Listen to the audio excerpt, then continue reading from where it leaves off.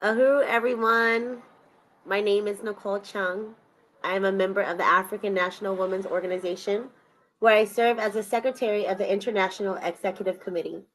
Before I begin, I would like to salute my leadership, the President of ANWO, Yejide Orunmila. I also want to appreciate and salute Chairman Omali Yashatella, the Chairman of the African People's Socialist Party, the founder of the Uhuru Movement, the leader of the worldwide African Revolution, and the creator of the theory of African internationalism. African internationalism allows African poor and working class people to claim our place in history, and it organizes us to fight for what is ours. Joining me tonight to host is Sophia Moore and Zai Badusa. I also want to acknowledge Jay Amachi, producer extraordinaire, and Mache Small, our chat moderator. In addition to honoring the work of the community and meeting our fundraising goal, tonight we are celebrating 10 years, 10 years of African National Women's Organization, of our African National Women's Organization.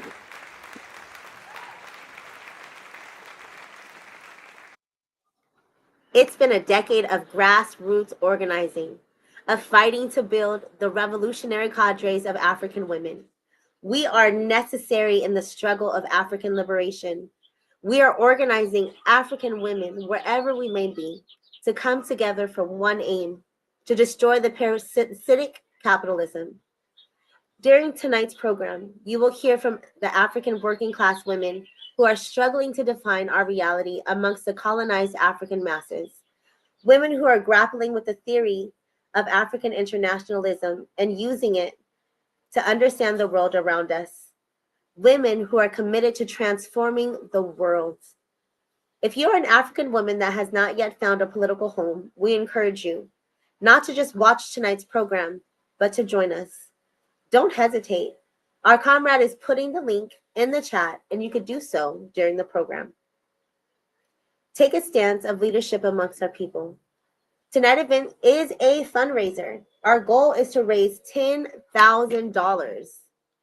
Only 10,000, which will go toward the overall 30,000 needed to kickstart the second phase of rehabilitating 4617 Natural Bridge Avenue, the future home of the ANWO Liberation System Center. To date, we have raised 3,164 in pledges and donations towards phase two. Tonight's $10,000 will be in addition to this amount. We can raise it through donations or memberships. If 10 African women join tonight as a $1,000 lifetime member, we will meet our goal. Monthly for 12 months is only $84. If 10 people donate $1,000 one time at the Nzigi Mbande level or $84 monthly, we will meet our goal. We know we can do it together. Our mission is to bring African women into political life and to empower us economically, socially, and politically. We aim to forward the interests of African people internationally through our programs and particularly at the advancement of African women. Ultimately, our goal is to liberate African women and men from the customs and practices that serve us to keep us oppressed. Now that we are familiar with ANWO, let's do a roll call to see who's in the virtual building. So go ahead and type in the comments what country, province, or city you're located in.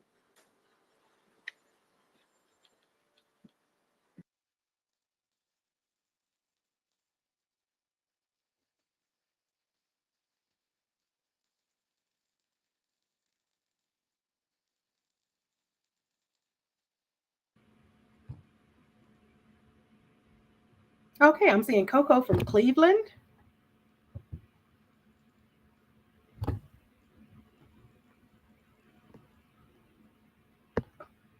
Do we have any other people in the building? Where are you logging in from? I'm Sophia and I'm from St. Louis. I'm here in St. Louis. Guru comrades.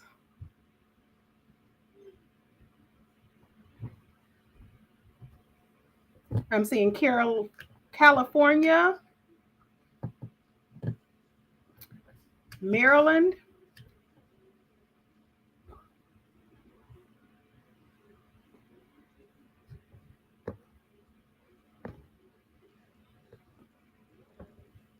Uhuru, everyone. My name is Sophia Moore, and I am an annual organizer here in St. Louis, and I'll be co-emceeing for tonight's program. Thank you for joining us this evening to celebrate community and the liberation of African women. Before we jump into the program, I'd like to do some housekeeping. So we're currently streaming live on ANWO, the Burning Spear TV on YouTube, and the ANWO Facebook page. ANWO DMV President Mache Small will be our moderator in the comments, so feel free to ask questions and make your comments there.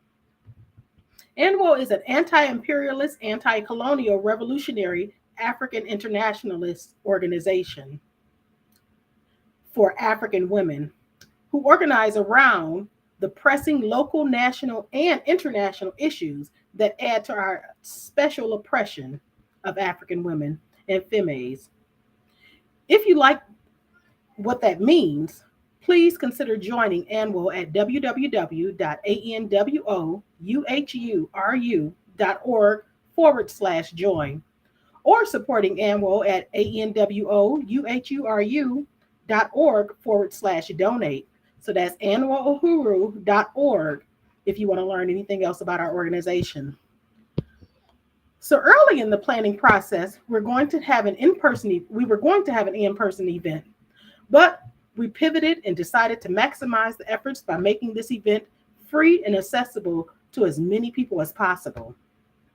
So this means that your help will meet or exceed our fundraising goal of $10,000. These funds will go towards the rehabilitation of our Liberation Center that was spoken about earlier. This $10,000 will help us chip away at the resource drought that makes a donation. And to make a donation, please visit anwouhuru.org/donate.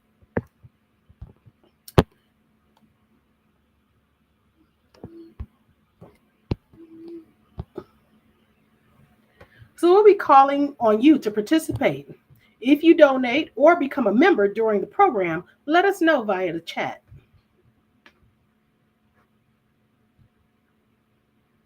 Our moderator will be sure to highlight your contributions. And lastly, please like and share this program right now. So it's easy to click that share button. The more people that see it and unite with what we are doing, the better the opportunity we have to reach or exceed our goal. So welcome, and let's get started with our program. I'm turning it back over to you, Nicole. Thank you so much, comrade. It is my honor to introduce President Yejide Orunmila. Yejide Orunmila has been the president of the African National Women's Organization since its founding in 2015. She is based in the United States. Under Yejide's leadership, ANWO has established the international branches, gained international membership and support, and has built sustainable economic development through initiatives like the Decolonize Hair and Body product line, which I use, and my skin is glowing because of it. And she has led international campaigns to protect African women against the colonial states' kidnapping of African children in the US and Europe, and to protect against state attacks on African women through forced evictions. She has also organized support for community control of child welfare with the Uhuru Katiji Child Care Collective. Yejide is a leader, a mother, and a liberation fighter, and we thank her for her leadership. Welcome, comrade sister, President Yejide Orunmila, right after we present our video about what ANWO has been doing for the last 10 years.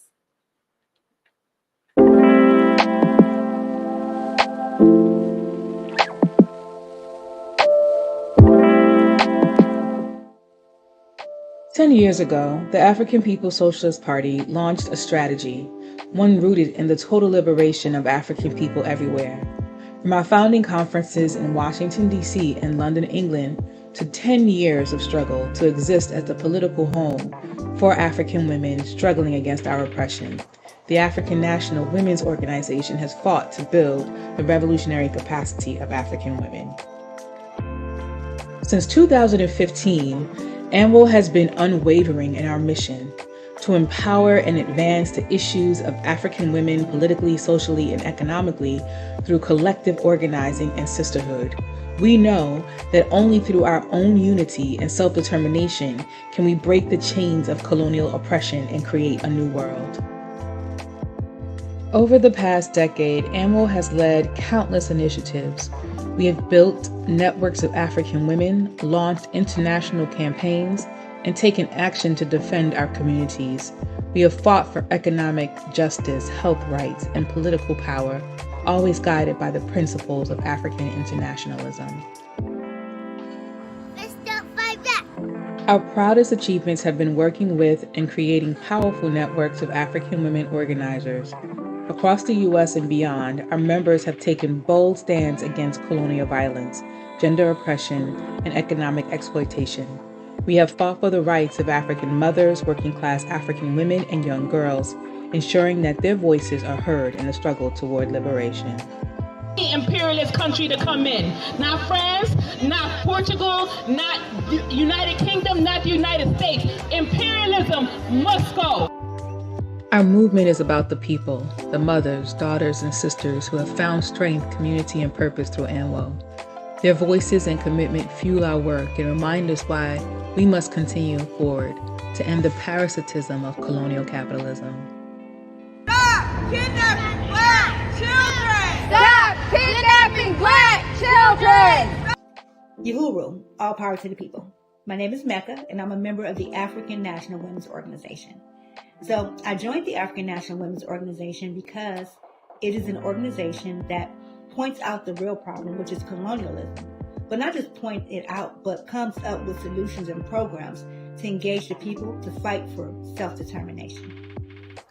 Uhuru, my name is Zaid Wadisa. I live in San Diego, California, and I serve as the Membership and Recruitment Coordinator for the African National Women's Organization. The reason I joined ANWO is because I want African women to be free from oppression. I believe that women have a role to play in the revolution, and the sooner we accept this role, the faster that we can get on to creating a world where African women can live beautiful, fruitful lives. Plus, I heard there were some bad sisters that was going toe-to-toe with the system, and I knew that was something that I had to be a part of. Hi, my name is Mashe. I'm president of ANWO DC, and I joined ANWO to have a community of women who look like me and to learn about my history. Hi, my name is Nicole Chung and I'm from San Diego, California. I joined ANWO because as a former foster youth, I saw firsthand how CPS destroyed African families, and I saw the cause arrest CPS and I wanted to be a part of it. And when I joined, I realized just how important ANWO is. ANWO is important because it not only provides political education on who we are and the things that are happening within our communities, but solutions on how we get past it, how we thrive, how we survive, and how we get to a place where we're no longer in bondage, but in freedom. Uhuru. But the struggle is far from over. The forces of oppression still exist, and African women continue to face contradictions in every corner of the world. That is why ANWO remains steadfast in our mission to empower and advance the issues of African women politically, socially, and economically through collective organizing and sisterhood. Are stronger today than we were when we went in that jail 41 years ago. As we celebrate this 10-year milestone, we ready ourselves for the fight ahead. We honor our past, embrace our present, and fight for our future. We will be even stronger as we continue to organize African women everywhere. 10 years of resistance, 10 years of organizing, 10 years of African women standing up for ourselves, for our families, for our people. This is only the beginning. Join us as we build a world where African women are free.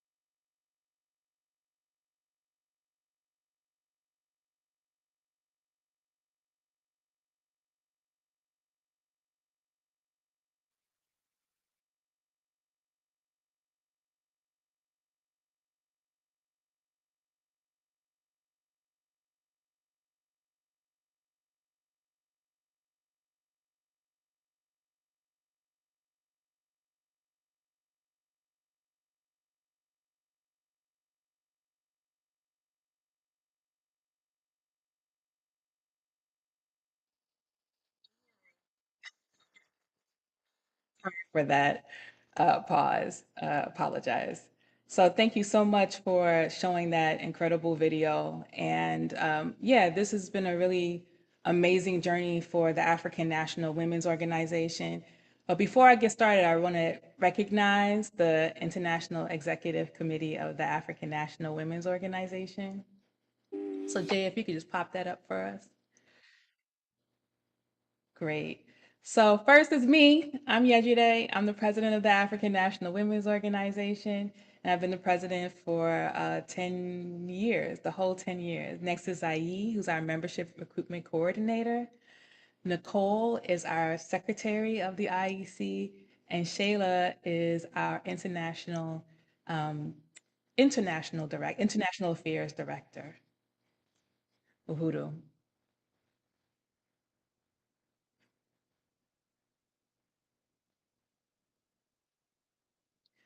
So it's with great revolutionary pride and unwavering commitment to the liberation of Africa and African people that I come to you today as the president of the African National Women's Organization. And I welcome you to the Liberation Lives Community Awards and Fundraising Gala of the African National Women's Organization. This event serves as a dual purpose. First, to recognize African people who have committed themselves to develop solutions to transform the colonial conditions of African people and have been forced to endure as a result of colonial capitalism. Secondly, it is to celebrate ANWO's 10th year of existence, an existence that bears the stretch marks of growth and the wisdom that comes with struggle. 10 years ago, the African National Women's Organization was formed, not just to respond to the conditions of African women under colonial domination, but to organize, to fight, to build, to win. And this organization was not birthed out of a theory alone. It was birthed out of a necessity that came from the realization that African women who have endured special oppression as a result of colonialism needed a revolutionary formation that could contend with feminism and patriarchy and colonial capitalism itself. We understand that there is no such thing as women in general, which means that there are not just women, that we are not just women, we are colonized women. Our oppression doesn't begin and end with gender designation. It is rooted in the colonial assault on Africa, which resulted in the kidnap of its people, the exploitation of our labor, and the theft of our resources. It is the African internationalism, the political theory developed by Chairman Omali Yeshitela, that gave us the tools to understand this, to understand that the oppression of African women is not simply about patriarchy, but about the system of parasitic capitalism built on the backs of African people. We were the first capital, our wombs, the first factories, our children, the first commodities traded in the markets all over the world. And yet, even with this great responsibility, here we are still 10 years later, with our fists still raised, with campaigns that are growing, with comrades organizing on the ground in the US and beyond, and we are making the African Revolution. When we were newly formed organization, we had to contend with the prevailing ideology of feminism. We've exposed over time that feminism alone, no matter how radical it may be, is not a liberation ideology. Feminism, at its root, was never meant for us. It is a tool of the white bourgeoisie, a mechanism that demands equality with their male colonizer counterpart, not liberation from colonialism.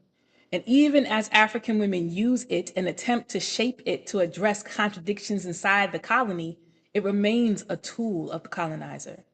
And so while feminists demand a seat at the table, ANWO, as African internationalists, are prepared to flip the table over. Our mission is not to fight for inclusion in the parasitic system. It is to destroy it. In these 10 years, we've built campaigns like Arrest CPS, fighting state-sanctioned kidnapping of African children. We have launched Uhuru Kijiji child care initiatives to bring back community-centered care. We've raised the banner high against mass incarceration, horizontal violence, female genital mutilation, and the imperialist wars in Africa. We have developed African women to see ourselves not as victims, but as vanguards of the revolution. And yet, let's be honest, the road has not been easy. It is still not easy. We are still a small organization, but we struggled against the liberalism, against confusion, against demoralization, against the petty bourgeoisie tendencies that seep into our ranks. But what we've never done is given up or compromise our objective. We do not organize for performative activism. We organize to build a world where African women are no longer footstools. Some of our sharpest struggles have come from within, from women who love the idea of revolution, but not the work of it. But we've always seen incredible transformation. African women who, after years of survival, finally found a political home. Women who now study theory, organize campaigns, and raise revolutionary children. Women who, like me, came to realize we are a future. We are the future, and we must build it ourselves. Comrades, this 10-year mark is not just a celebration, it is a call to arms. African women live in war zones, whether in Port-au-Prince, Philadelphia, Lagos, or London. We are over-policed, underpaid, exploited, and disappeared. We bury our babies too soon, and yet this system still asks us to believe in it. We say no more. No more asking for crumbs. No more trying to reform the parasitism that causes food deserts and prison pipelines or child theft. We are here to drive the stake into the heart of the colonial capitalism, not just for ourselves, but for all African people. And when we do that, African women will no longer be statistics. We will be the leaders. We are the leaders, the shapers and makers of human history. So what does the next 10 years look like for us? It looks like expanding ANWO in every region. It looks like developing more revolutionary African women. It looks like transforming every campaign into a tool for dual and contending power. It looks like us preparing to govern, not under capitalism, not under colonialism, but under the leadership of the African working class, with African internationalism as our guide. We are not afraid of struggle. We are not afraid of contradictions. We are only afraid of being irrelevant to the movement for liberation. And so we will continue to fight. We will build and we will win. To every African woman who has given her time, labor, money, and love to this organization, thank you, Uhuru. To every comrade who joined ANWO to become something greater than themselves, keep pushing.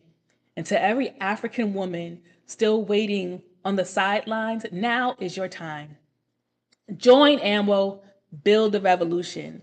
We have 10 years down, many more to go until we are free. And because as long as colonialism still exists, we have got work to do. In struggle, in power, and in love, Uhuru. And thank you so much for watching our program tonight. Uhuru.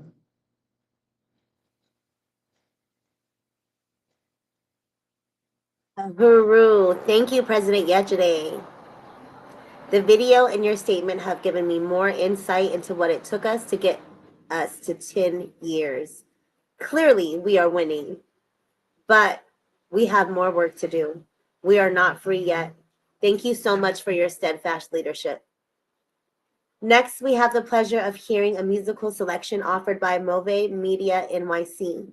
Unfortunately, because of technical limitations, our featured performer, Kwame Kendrick, was not able to participate. Kwame spent a lot of time creating and curating a performance just for us that we hope to share when we are able to. Thank you, Kwame. And thank you, Move Media, for allowing us to use music and video for our gala, your music and video for our gala. The playlist you're about to see features artists Kalia Ashante and DOX Forever. Kalia Ashante is a singer, songwriter, producer based in New York, New York. Her music mixes the enthusiasm and infectiousness of soulful pop, balladry, and synth-y, and nostalgic ambient dance beats and bass lines. DOX Forever brings gritty lyricism and raw storytelling to the mic, capturing the pulse of the streets that raised him. With deep roots in hip hop culture, his music reflects both the struggle and the swagger of Brooklyn life. By way of music video performance, please welcome Move Media artists Kalia, Ashante, and DOX Forever.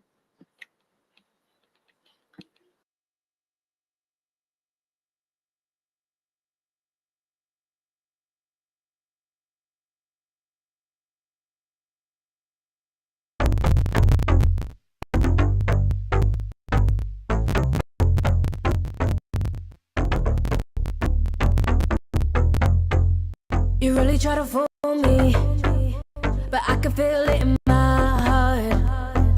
All the lies you were feeding to me, and you really try to show me, but I knew from the start there's something about you that wasn't real, and I started to realize that people, they like to hide all these thoughts in their head, don't say nothing to me. Humans, they like to hide and smile in my face, but why did you lie? Tell me, why did you lie? You smiled on my face and they said my embrace when you got demons inside. Why did you lie? Tell me, why did you lie? Why did you lie? People would warn me, you deceived, you tried, but I couldn't see. I was blinded to reality. I would hear it, whispers in my mind. Yeah, it could be the truth, so I should try totally. And I couldn't see why someone would get close to me to mix up reality. So why did you lie? Why did you lie? You smiled on my face and it's in my embrace when you got demons inside. Why did you lie? Tell me, why did you lie? Why did you lie?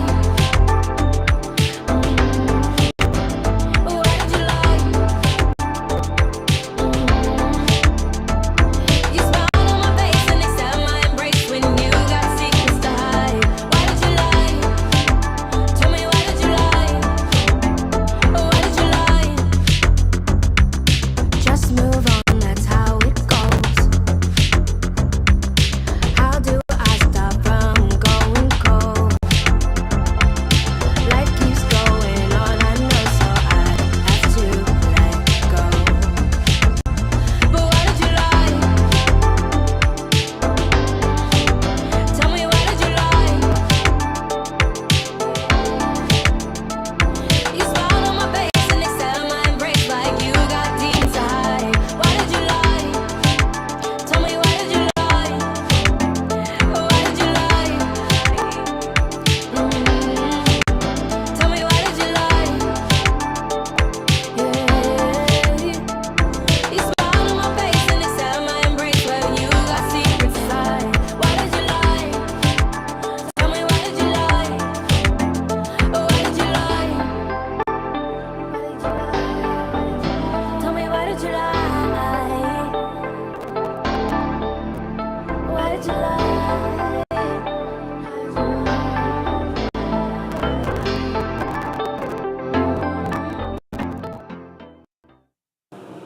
Did we get it, guys? That was great. Tails. Why did you lie? Scene 1, take 5. Tails.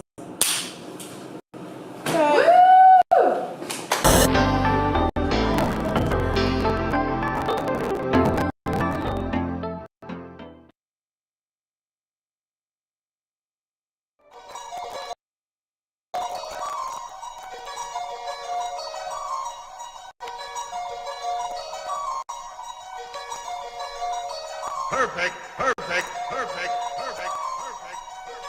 I was going to rip his heart out. I'm the best ever. I'm the most brutal and vicious and most ruthless champion there's ever been. There's no one can stop me. Lynx is a conqueror. No, I'm Alexander. He's no Alexander. I'm the best ever. There's never been anybody as ruthless. I'm Sonny Liston. I'm Jack Dempsey. There's no one like I'm from Nairclaw. There's no one that can match me. Apply the pressure, no stress, going stress me out, check me out, when in doubt, I just took the route, never taken, I met Satan on the way, tried to take me out the game, mentally how far I came would drive another man insane, walking through the flames, had to use my brain, knew that I would change, knew that I became a new kind of king, maneuvering in the ring, fighting and swinging at demons, looking for meaning, bobbing and weaving, I'm beyond believing, odds is even, heart cold, anemic, overseeing those deceiving for no reason, trying to stop my breathing, not competing, nah, I'm well seasoned, hell freezing over while I'm reaching goals, beating foes, I am who you need to know, high, but I keep it low, flow and keep it going till the speakers blow, peep it though, I ain't have to cheat the glow, I just shine, blinding all the concubines, and those who can't see still trying to copy mine. High, but I keep it low, flow and keep it going till the speakers blow, peep it though, I ain't have to cheat the glow. High, but I keep it low, flow and keep it going till the speakers blow, peep it though, I ain't have to cheat the glow. High, but I keep it low, flow and keep it going till the speakers blow, peep it though, I ain't have to cheat the glow. High, but I keep it low, flow and keep it going till the speakers blow, peep it though, I ain't have to cheat. I took losses and defeats, got back on my feet, what I kill I eat, I'm a beast, I'm beyond unique, man you feet, reaping what I sow to say the least, I am living what I speak, I envision in my sleep, I am bigger than I think, stronger than I know, can't lose my control, I just gotta grow, go hard apart and I'm a Brooklyn bomber, planting seeds like a farmer, thieves ain't got no honor, bank account is full of commas, fuck all of you prima donnas, I'm a conqueror with a chopper popping at you, product of the rotten apple, I'ma make an example out of you if you try to do what I do not approve, drop a lot of Jews, hope you dudes pick them up, never lose or giving up, I'm a ruler, live it up, what, fuck you niggas up and gotta trust, I'm enough, is your cup half full or half empty, I can't let weapons prosper that's formed against me, your lies don't offend me, nigga, high but I keep it low, flow and keep it going till the speakers blow, peep it though, I ain't have to cheat the glow, high but I keep it low, flow and keep it going till the speakers blow, peep it though, I ain't have to cheat the glow, high but I keep it low, flow and keep it going till the speakers blow, peep it though, I ain't have to cheat the glow, high but I keep it low, flow and keep it going till the speakers blow, peep it though, I ain't have to cheat.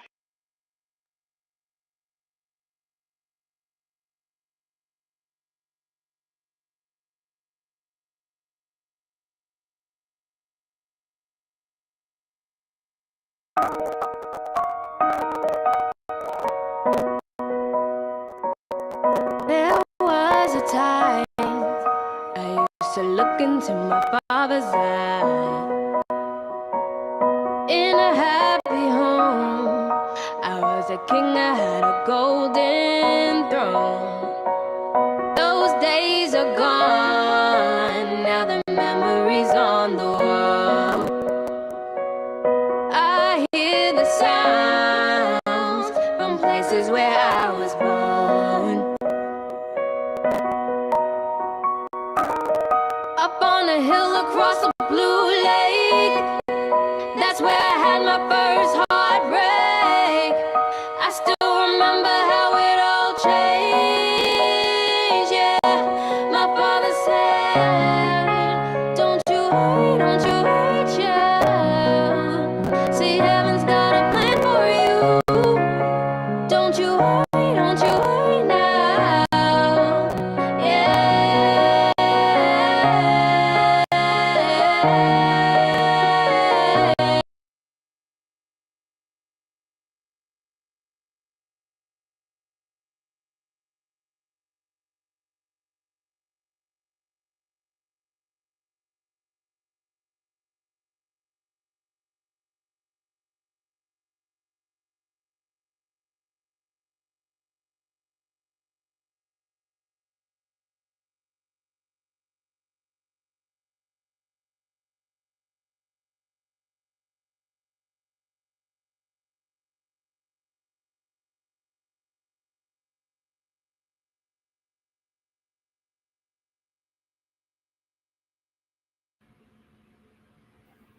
Okay.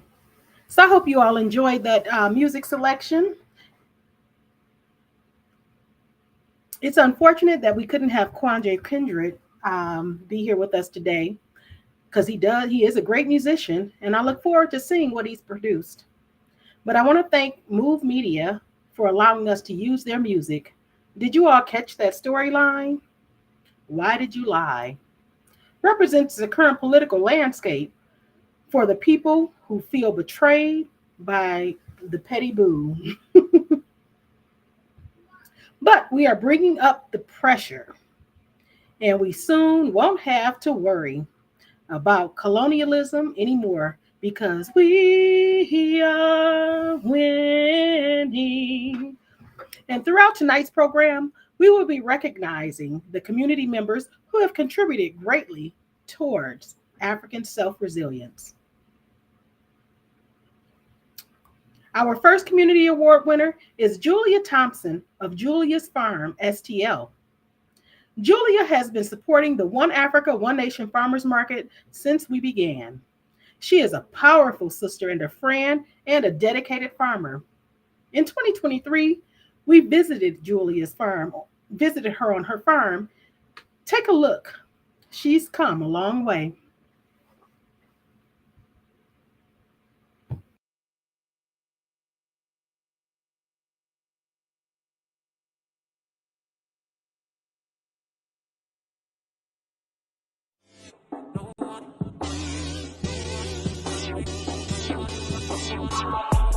We're out here doing a farm tour today with Julia Thompson. Yes. Julia, can you introduce yourself and tell us about your farm? Hello, everybody. My name is Julia, and I am the owner of Julia's Farm STL, as you see. My vision of Julia's Farm STL is to just engage the community to really know where your food comes from. So not only do I want to grow vegetables, but I also want to raise chickens, and I want to process them, and I want to invite the community and just really get to where our food really comes from, because it's really important. It's just really, really important.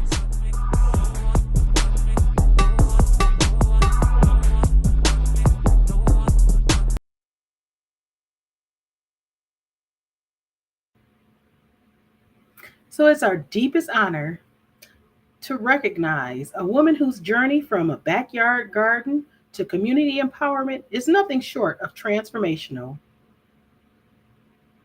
Julia Marie Thompson, founder of Julia's Farm STL, though born in Honolulu, Julia's roots run strong in North St. Louis. A proud Black urban farmer, herbalist, and nutritional wellness advocate, Julia is a leader in the movement for food justice and self-sustainability. Her story begins with a neighbor's call over the fence, 14 tomato plants, and a simple request for space. That moment sparked a fire. As Julia prepared the soil and witnessed her first tomato harvest, she found not only food, but healing, patience, and a lifelong mission to reconnect her community to the land that sustains us. Through years of apprenticeship, trainings, and hands-on work, Julia has grown her vision far beyond vegetables. She's made the bold leap into animal husbandry, producing fresh eggs and processing meats, ensuring our community has access to whole nutritional foods from a source we know and trust.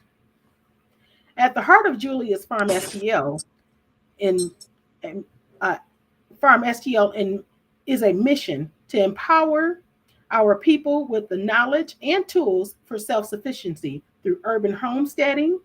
As Julia says, when we know where our food comes from, we gain the power to control our health and our future. Her journey, however, began long before the farm. In her ninth grade yearbook, Julia answered the question, if you could be any vehicle, what would it be and why? Her response, a bi-state bus, so we can pick people up and help them along the way. Tonight, we honor Julia exactly that, a vessel to uplift, a force of nature, and a community anchor rooted in love, soil, and service. Please join us as we celebrate Julia Thompson. Hello, thank you all. I'm really honored to receive this award. As you all know, I am exclusively at the Uhuru market, and I'm really excited about it. It's important that my community sees a representation of what a farmer looks like. I know I had to go far to figure out where I wanted to go and where I wanted to go and what a farmer looked like to me, and they did not look like me. So I'm super excited to be in the community, to be at the market. I was just at Julia Davis Library. We just hashed out about 18 chicks with the kids. We just wrapped that up today, and I am super excited about it. Um, yeah, Julia, founder of Julia's Farm STL, and the goal is just to educate the community, and that's exactly what I'm doing. I don't know if you all follow my Facebook, but we have volunteer days every Monday throughout the season from 5 to 7. Come out, bring your family, learn, touch the soil, get connected. I know it's a negative connotation, but I promise you it'll heal you. Um, yeah, thank you. I'm super excited about it. I'm so happy, so happy, so happy that you were able to join us, Julie. I know it was touch and go. You got the It's applause okay. going. Anything for you all. Anything for you all. Yeah. We just want to thank you so much from the bottom of our heart for being exclusively with the One Africa One Nation Marketplace, but also just doing such an incredible work, being able to process chickens and bring like meats to our community when when you go to supermarket and it's like, you never know what you're getting, antibiotics, all these other kind of stuff. And I think that's a real huge step, particularly on the north side of St. Louis. And so I just want to appreciate you for the work that you're doing to deepen your craft, to really be of service and do this within like an urban landscape. I know it can be really hard. Can you just tell us a little bit about has the last, I don't know, couple of months been like? You said you've been really busy on the farm. Yes, I would love to. Well, this is really a lifestyle for me. Like I really go out every day and I grab it. I collect eggs for breakfast. Like I go out and forage for teas, like on the land. Like this is something that I really enjoy doing. So I'm just gathering herbs for the market, planting, getting adding chickens to the business, gearing up for meat 2025. Fall, I plan on opening up a market at my farm, maybe during the week, a couple hours after, and just really be of service and be open to the community to come and find local um, things grown from a farmer in their community that looks like them. That classes, I'm doing a lot of workshops, and I would love to come down to you all's garden and help in any kind of way, or educate or help show any kind of techniques that I may have. That's really it, just workshops. I'm really intensifying agritourism on the farm. I want you pick. I want everyone to kind of come out and feel and touch. So this year, I'm really gearing up on education. I've been doing it since 2019, and I have so much information, and I really have to get it out. It's imperative, especially now in the climate that we're in. I think we all should kind of focus on self-sustainability and trying to minimize our input and use our resources and the people that we know to really try to hone in on where our food comes from and accessibility, because as we see, it's pretty scarce. So I'm really thankful and honored to be in this position. So that's what we got going at the farm this season. Go ahead, applaud. I love it. Thank you. So, That was Julia, nice. we have this beautiful award for you. Unfortunately, it arrived later than we expected. I don't know if you were able to pick it up, but we have this beautiful award just to really recognize you in the community and honor you. So, when you have a chance, please pick it up. And thank you so much for being a part of our program. Really I appreciate you. appreciate you. I appreciate you. And I appreciate all that you all do. And I look forward to this season. It's going to be amazing. I'm super Yeah. excited. Yes, we're gonna rock it out. And I Yes. can't wait to get some of these meats. I wonder if I could put it in my suitcase, but I'm gonna get some of that Oh, we chicken. going to make sure you get what you need, how you Okay, get it. thank you Okay. so We're going much. to make sure. Thank you so much. All right, thank you so Thank much, you. sis. Okay. Appreciate you.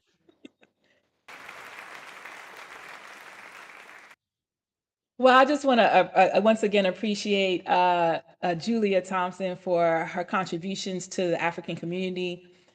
We all know that to have control over our food, where it's grown, how it's grown, is really important. And we have to be able to say what's happening to us and what we're intaking into our bodies. So I once again appreciate Julia for being a part of this process and being a resource to her community. So it is next, I want to introduce, it is my honor to introduce our keynote for this evening, Chairman of the African People's Socialist Party, My Leadership, Chairman Omali Yeshitela. He is the leading force organizing the struggle to unify Africa and African people everywhere. Chairman Omali has developed an anti-imperialist political theory, African internationalism, which explains the world through the eyes of the African working class and is in solidarity with oppressed and colonized people around the world. He is the author of countless articles and several books and pamphlets, including the One Africa, One Nation, One People, One Party, One Destiny, An Uneasy Equilibrium, Vanguard, The Advanced Attachment of the African Revolution, and his latest book, The Verdict is In, Reparations Now, which is the 40th anniversary edition of the report from the 1982 World Tribunal on Reparations to African People. Uhuru, and welcome to the program, Chairman. Good, here we are. Welcome to the program, Chairman Uhuru. Uhuru. Thank you so much, President Yejide. I'd like to express my appreciation to the entire leadership committee of the African National Women's Organization, everybody who is participating here. I think it's extremely important, the work that you've done over the last 10 years, and I'm hoping that people will go ahead and throw some money in this direction, because we are involved in a fundraiser for ANWO that's doing extraordinarily important work. That's more than I think is easily understood. It's greater than even the number of people who come to our meetings and things like this. We've all over the world, ANWO. We've seen ANWO in action in South Africa, as they call it, ANWO in action, in England and throughout various other places around the world. So I think it's extremely important. And it's important also because ANWO is a part of the African People's Socialist Party. And our organization is an organization that hates oppression, hates exploitation. And it is an organization that's led by the African working class, both in composition and in philosophy. We recognize that it's going to take the working class, who really produces all the value that society needs to exist. And when you look at Africa and African people, you can't see any greater exploitation of the labor and resources of of workers than what you see with Africa and African people. And as Comrade President Yejide has just mentioned, the fact is that this translates into an incredible burden for African women in terms of even the wombs being factories for the production, not just for laborers, which occurs also. That's one of the things that this colonizer has valued African women for, to produce other working people, to produce, but also as capital. So you look at African people historically in the world, with the rise and the advent of the capitalist system itself, we were first workers, and and we were first capital. And every work and all the capital that we talk about is a consequence of African women producing those workers and that capital. And sometimes children, African children, were used for tools of exchange of value. So this is really important. And I think that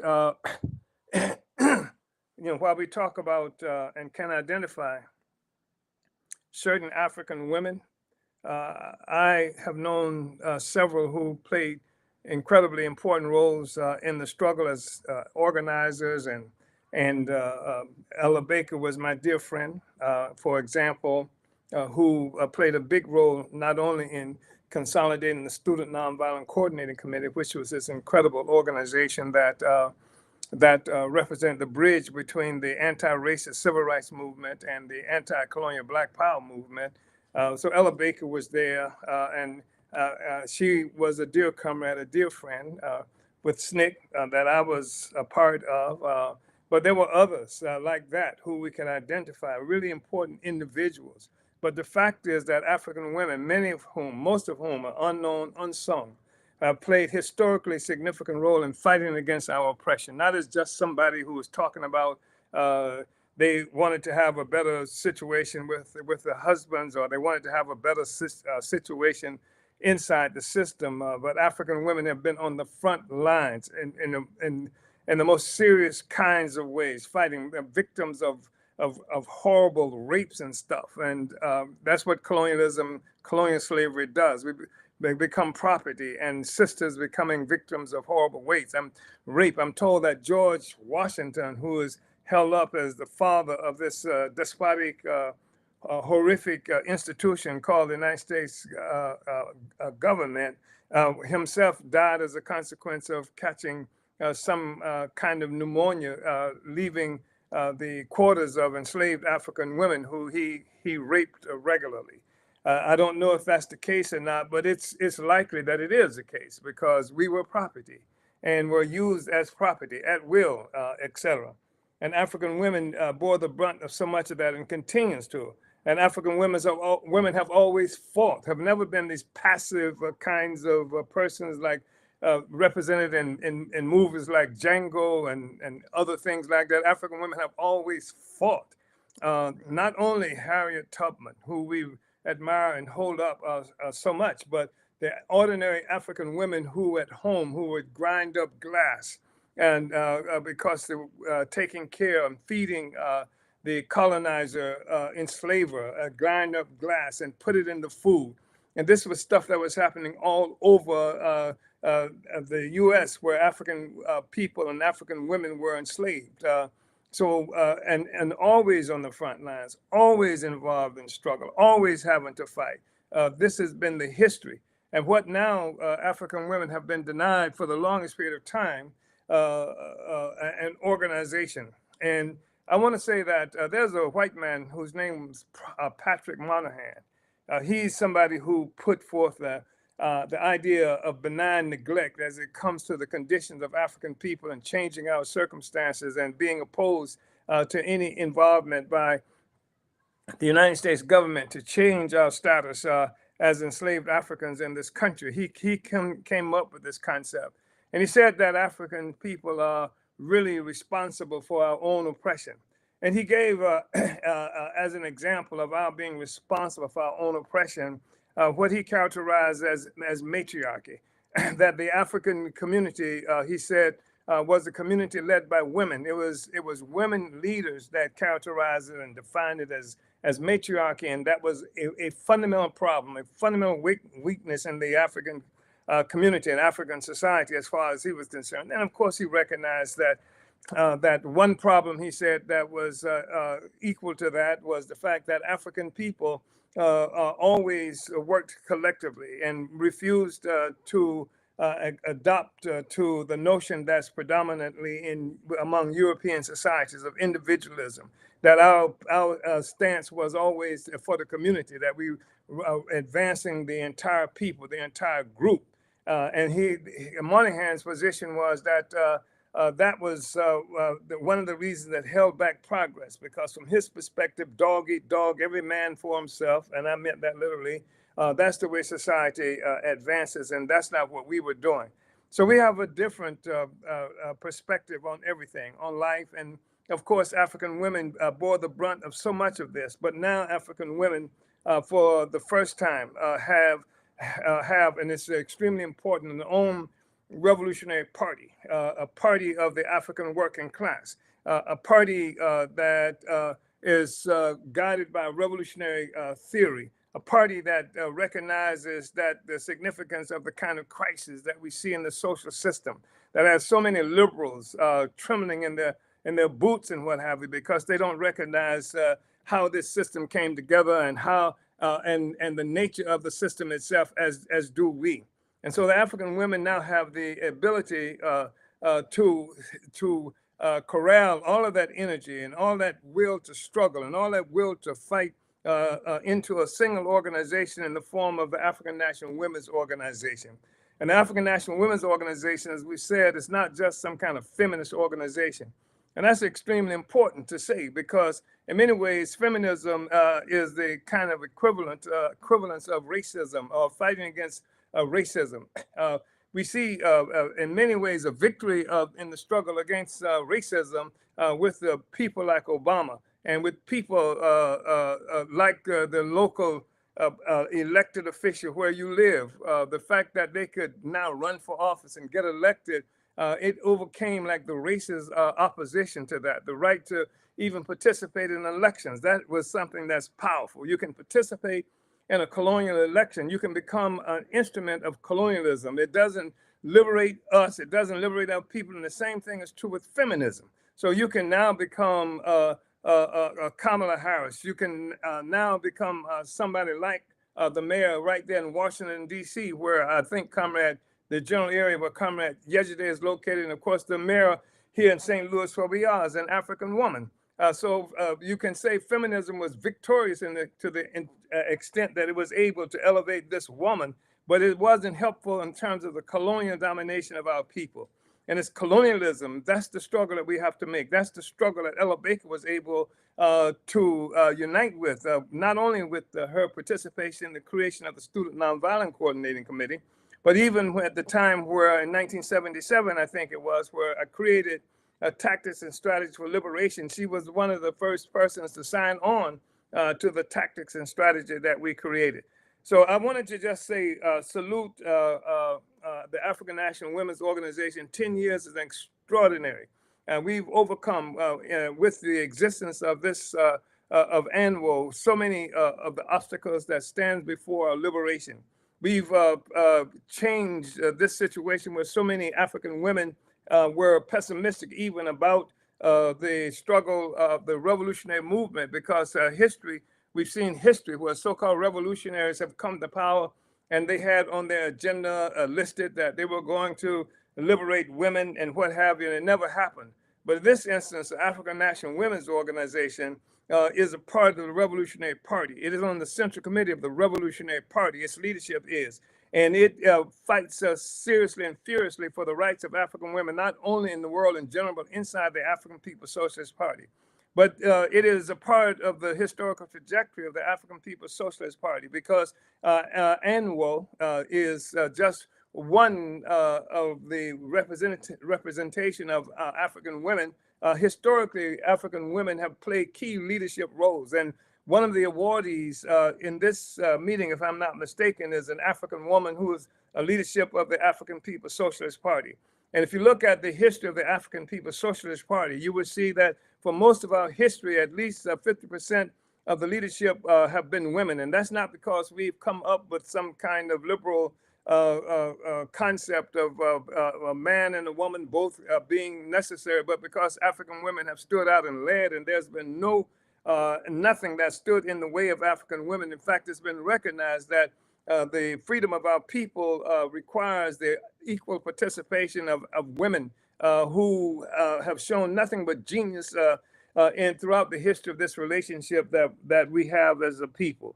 So I wanted to say that, and I think it's really important that we are here talking about the 10-year anniversary of the African National Women's Organization, and I'm also calling on people to make the contributions that's necessary to help raise the money, because now ANWO not only is responsible for the marketplace that's been created here in St. Louis, not only has ANWO taken that over, but ANWO now has its own building, its own headquarters, and there's a red, black, and green flag flies over that headquarters. And it's an extraordinary thing. And saying coming soon, the African National Women's Organization, for people to see African women on the move. It's important to know that ANWO participates in this struggle because it's a part of the contest, dual and contending power that the African People's Socialist Party is involved in. Where we want to destroy colonialism. When we destroy colonialism, we know not simply protesting how bad it is, even though that has to happen.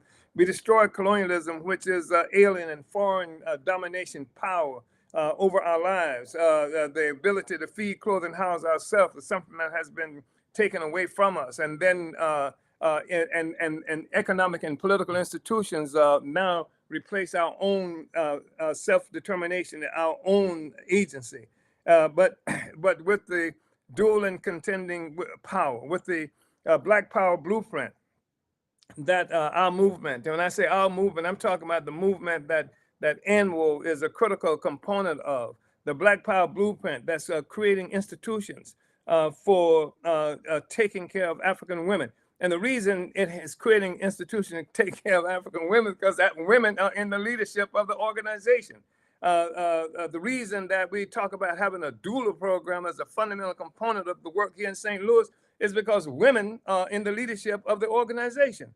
The women reason that we're talking about having created African Independence Workforce Program that allows us to take men and women coming out of the colonial prison system and house them while they are participating in learning to be in the culinary arts and other kinds of things is because of the participation of African women. African women have done this. African women have taken this on. And I think it's important for us to recognize that part of the struggle we're involved in, you talk about African women, you talk about the FBI and the CIA and all these other forces and being unindicted co-conspirators, as they said I was.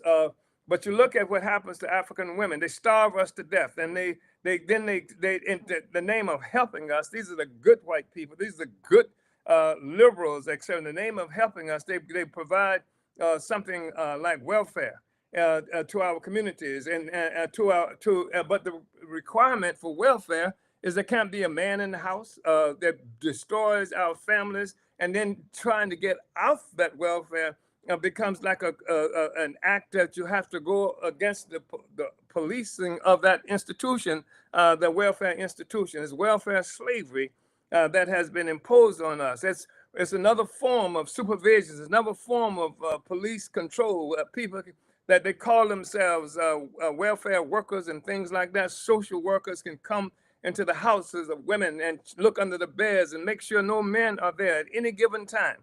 Can come and police and take our children away from us in the name of protecting the children from the African family and African women. You're talking about policing? That's no FBI. That's no CIA. That's no obvious police department, but it's policing all the time that's concentrated on targeting African women. And I think this is something that we need to be conscious of. And that's why it's really important for the African National Women's Organization to exist and to be an instrument of the African Revolution, to be a part of the struggle to overturn the colonial domination of African people, to be a part of a struggle that will dismiss and annihilate the petty bourgeois attempts to distract and take our movement in some other direction under the guise of feminism and elevating a murderous Kamala Harris, who's killed we don't know how many women and children in Palestine, and how many families they've destroyed by locking up African men and women in the prison system. The forcible birth control. That's not just doing things like the stealth surgeries on African women that has happened so much in the presence to make women infertile, but the things like locking up African men and women in prisons at the age that they will be making children. It's a form of birth control in addition to everything else it is. And African women have been in the forefront of this struggle, having to live, losing their children, losing their sons, their husbands, their lovers, their fathers, and things like this. It's been a destabilizing thing, and ANWO is on top of it and recognize that what we're looking at is not some feminist thing, not some patriarchal thing. When we know something like, I forgot now the number, but a tremendous number of African men have disappeared through the prison system and things like that. So I just want to express appreciation, Comrade President Yejide, and I want to express appreciation to the entire committee, leadership committee of ANWO, and to everybody who's participating here. Let's continue this struggle because we are winning. That's one of the reasons the federal government attacked our movement, because we are winning. Uhuru.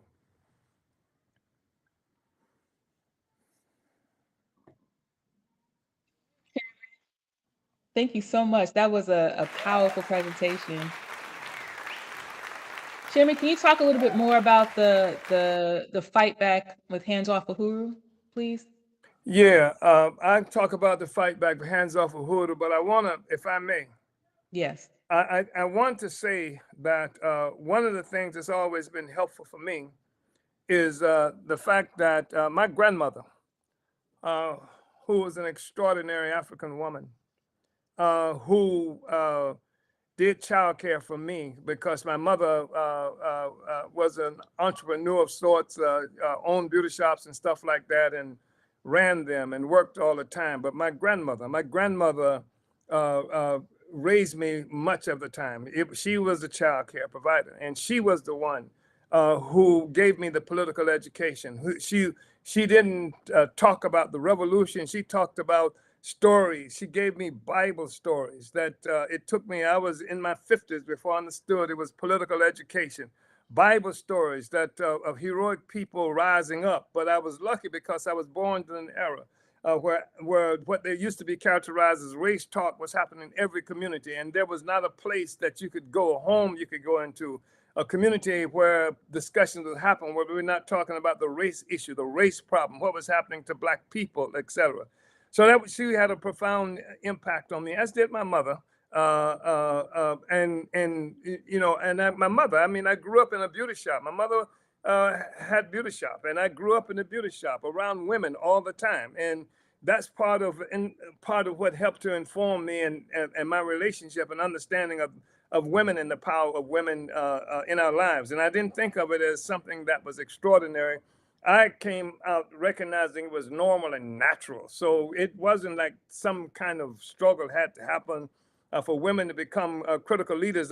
From the history of our party, you always will see leadership of African women, not just stuck there in some artificial way, but having real power.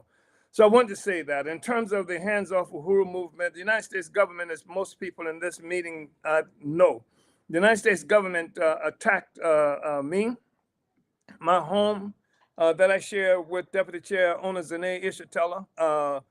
They attacked us with guns, came with armored vehicles and drones that they ran up into our house. They handcuffed us behind our backs. They attacked us here in St. Louis. They attacked the solidarity movement in the South St. Louis, where the majority of the white people live.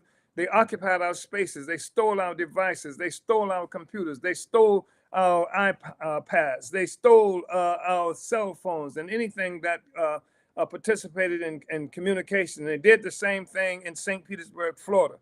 They attacked the home of Comrade Director Akilia Nai. Well, they called her on the phone. They had the St. Petersburg Police Department call on the phone and tell her that she should come out to her car because somebody was breaking into it. Of course, that was a lie. And when she came out, she was grabbed by the FBI agents, etc. So they told us that there was an indictment forthcoming. 9 months later, they indicted us, and they waited that long because I think they wanted us to run. I think they wanted us also seeing the power of the FBI with armored vehicles and assault weapons that they aimed laser targeting devices at my chest and pre-dawn in the morning. I think they thought that they could get us to take some kind of plea deal or confess to some crime that we didn't commit. But we didn't submit to that, and we fought like hell.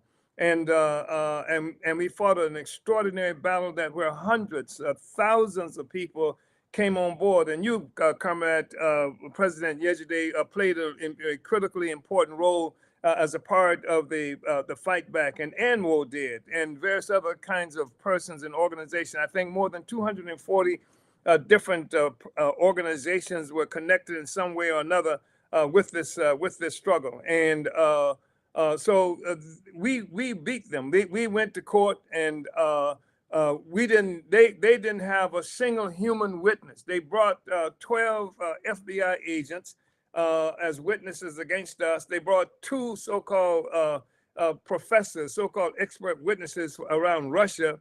None of them, not a single of the 14 people that they brought before us, could say that they knew anything about us. even as a consequence of the years of investigation, even at the deployment of all these FBI agents. There were scores of FBI agents. I'm not talking about just a handful. They must have spent at least $20 million just on this attack. They used our case, in fact, the Justice Department as the basis for asking for $250 million from the Congress to fund the Justice Department. And as an example of why it was necessary is what they did to us, the case they had against us. But when the jury came back, because when the jury came and every day they came, they looked at the faces of people who looked just like them, except there were black people in the audience.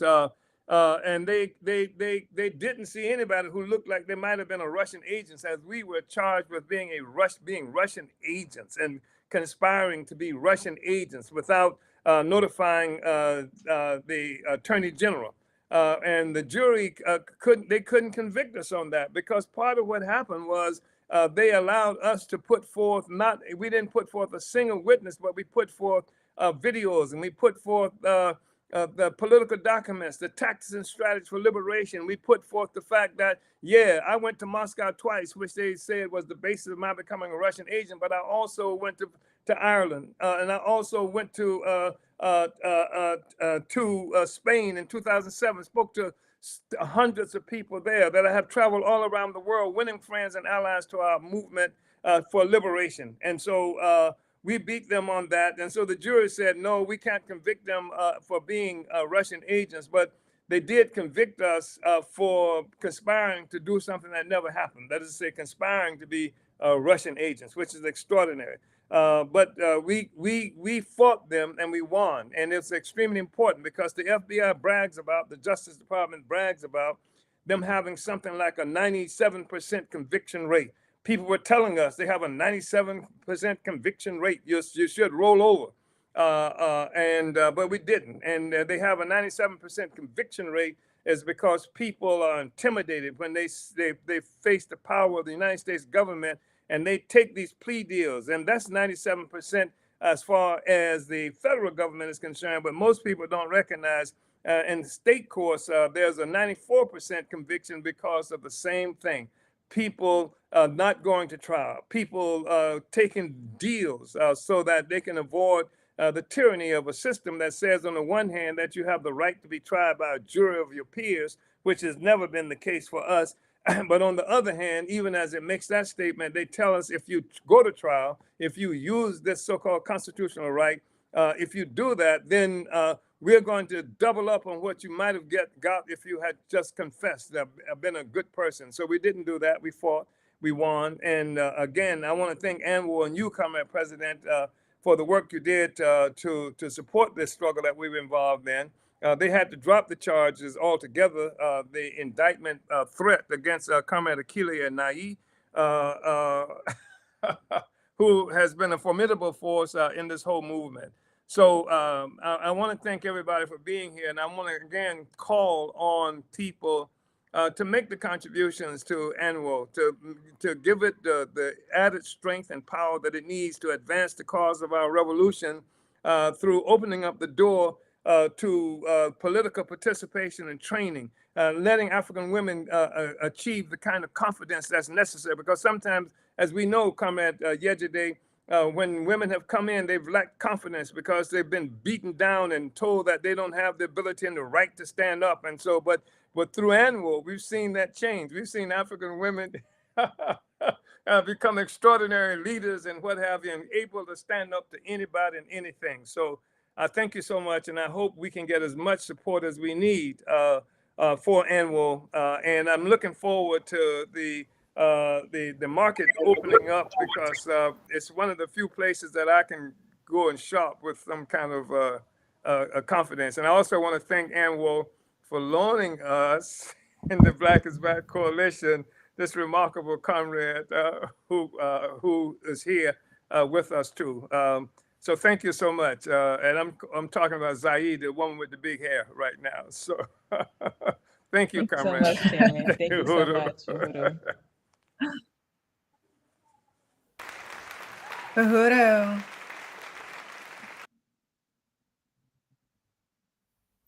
Thank you, Chairman, for all that you do and for the example that you set. Your work is not only political, it's driven by purpose. And that purpose is to empower our people to achieve political freedom, enabling us to create, live, and become self-sustaining as a community. So how do we achieve this? By financially supporting organizations like ANWO. So with that in mind, let's move on to our next fundraising call.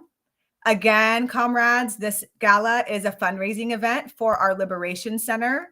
The goal for this evening raised $10,000. So far, we have raised $339, and that means we have $9,661 left to go. So please donate at anwoohuru.org/donate. You can also scan the QR code on the screen. And as we continue this powerful night of honoring African women in our community. Uhuru. So we've And got a presentation that should be. but before the presentation, let us go ahead and cue up our headquarters video so people can know exactly what they're donating to.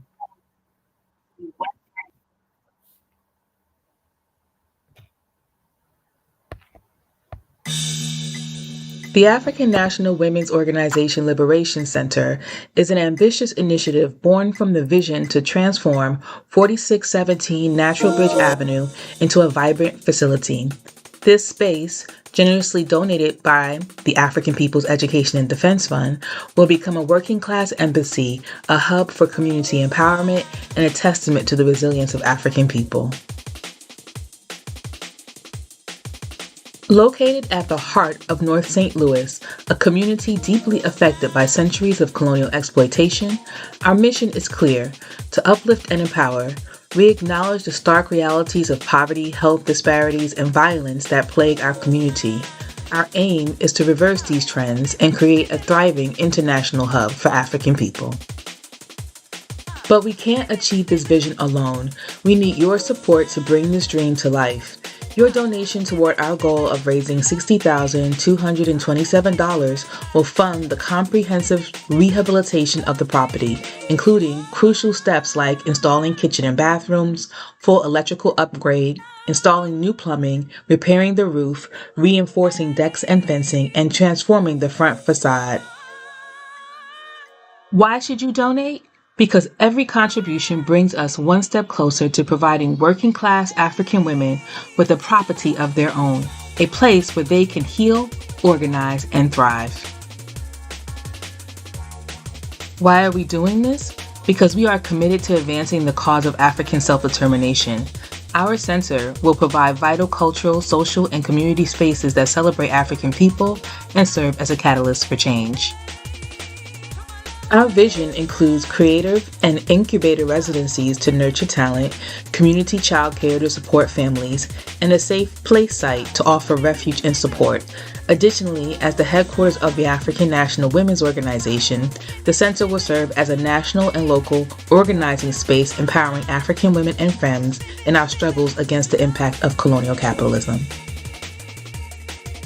Your support can make a profound difference in our efforts to uplift African women and femmes, empowering those who have been marginalized.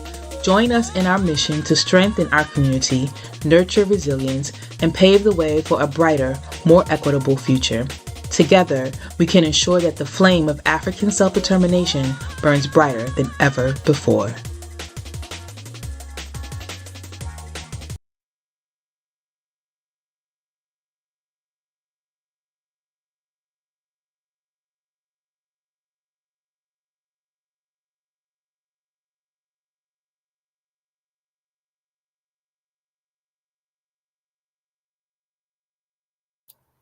All right, so we're going to start our presentation as far as the fundraising call to get everyone motivated to donate. Like we are at what, $359. I see $20 more came in.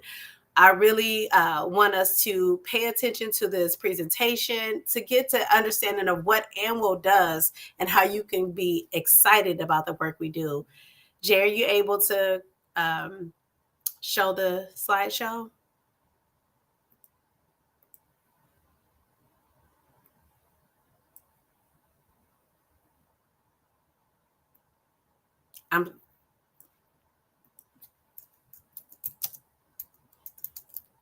Who are Carmen? We can get it loaded up. Just give us a Okay, I'm second. Keep sharing talking. it. I was Okay. sharing it. Okay.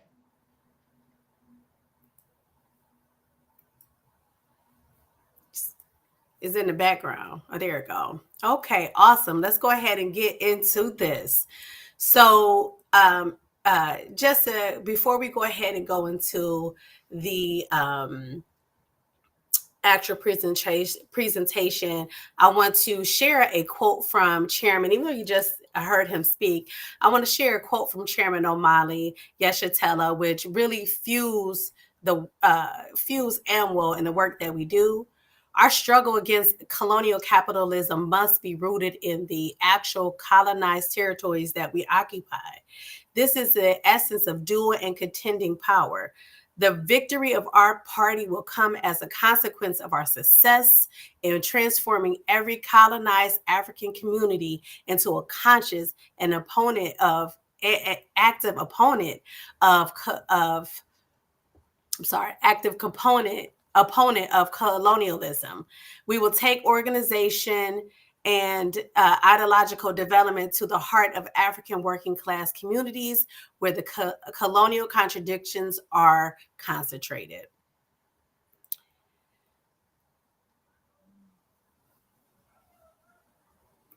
All right. And Uhuru. go ahead. So, the African National Women's Organization is powered 100% by African women that borrow time from ourselves, our families, and our passions. This goes both for our international and executive committee members and for our everyday members as well. ANWO is an organization of the poor and working class, motivated, inspired, and powered by African women all over this world.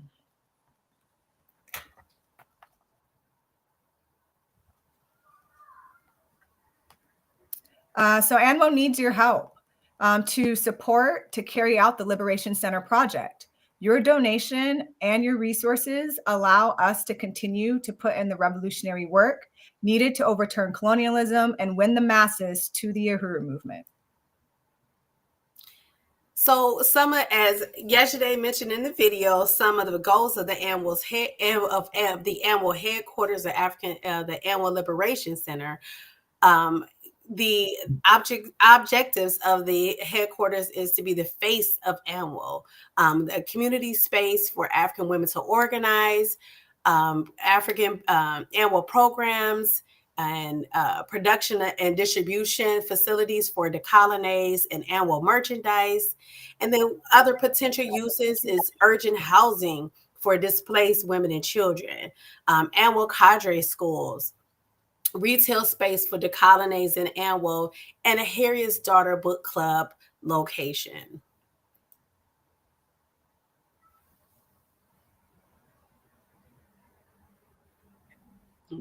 So there are three pillars that guide our work.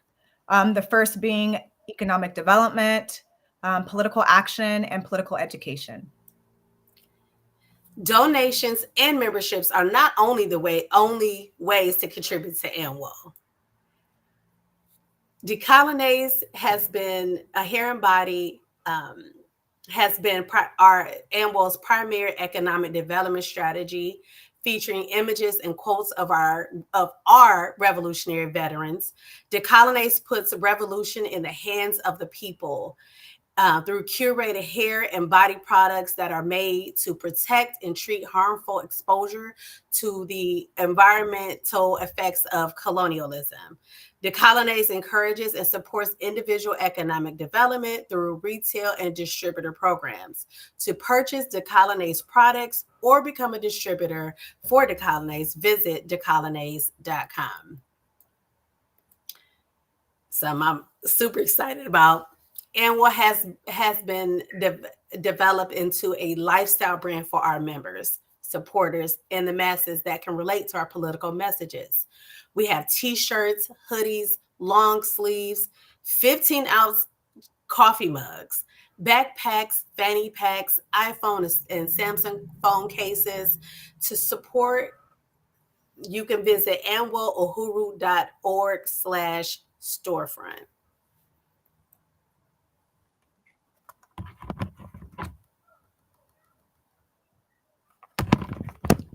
So next we will go into our political actions. Our first one being our Arrest CPS campaign.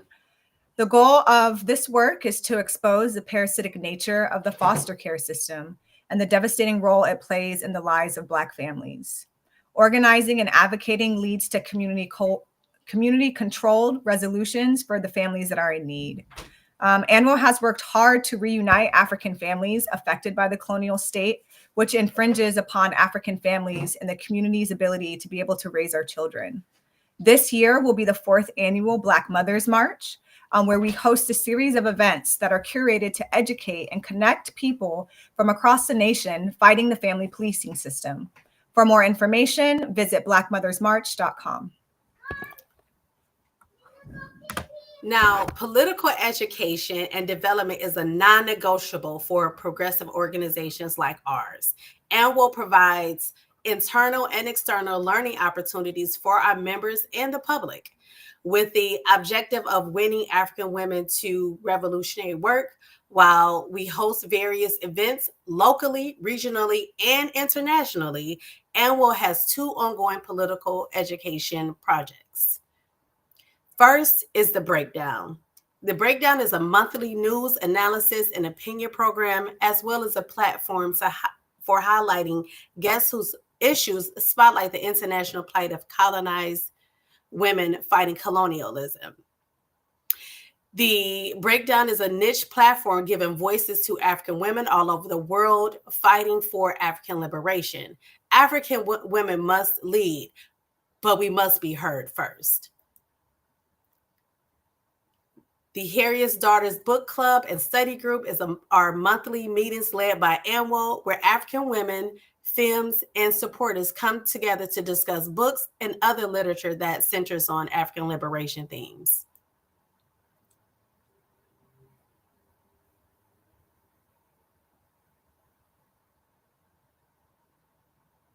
Okay. Now, Zahi, our goal is $10,000. Can you see how much we've raised so far?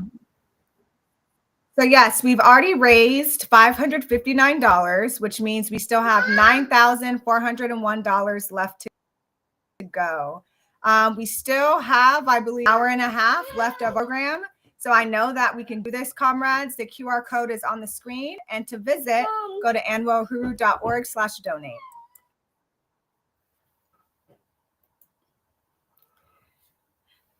Now, before moving forward, I do want to recognize some of our current sustaining donors. Now, I want to thank you for your support. Your support allows ANWO to do the work we need to do. So that includes Chess Henry, MQ, Kristen Fortin, Wendy Craig, and Janet Van Fleet. Now, we have much more work to do, as you can tell by our presentation so far in our video about the head, the Liberation Center, and also Chairman acknowledging that ANWO does host the One Africa, One Nation Farmers Market in St. Louis. Now, if you have been moved by this evening's program and believe in the mission and work of ANWO, please consider becoming a monthly sustainer, where you can make a monthly contribution to help for the African Revolution. You can sign up at www.anwouhuru.org/donate.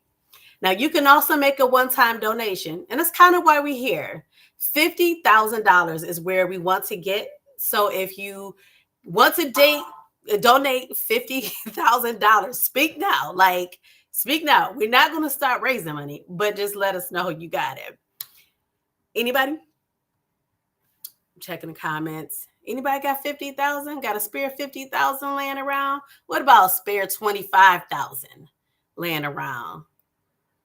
I'll give you 4 seconds to check your bank balance. Okay. I don't see anybody donate. It's 25,000. What about 10,000? Anyone able to donate 10,000? 10K? Okay. What about 5,000?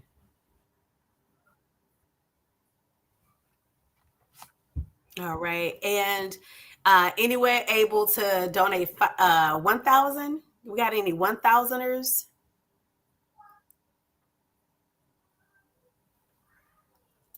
Okay. And what about 500?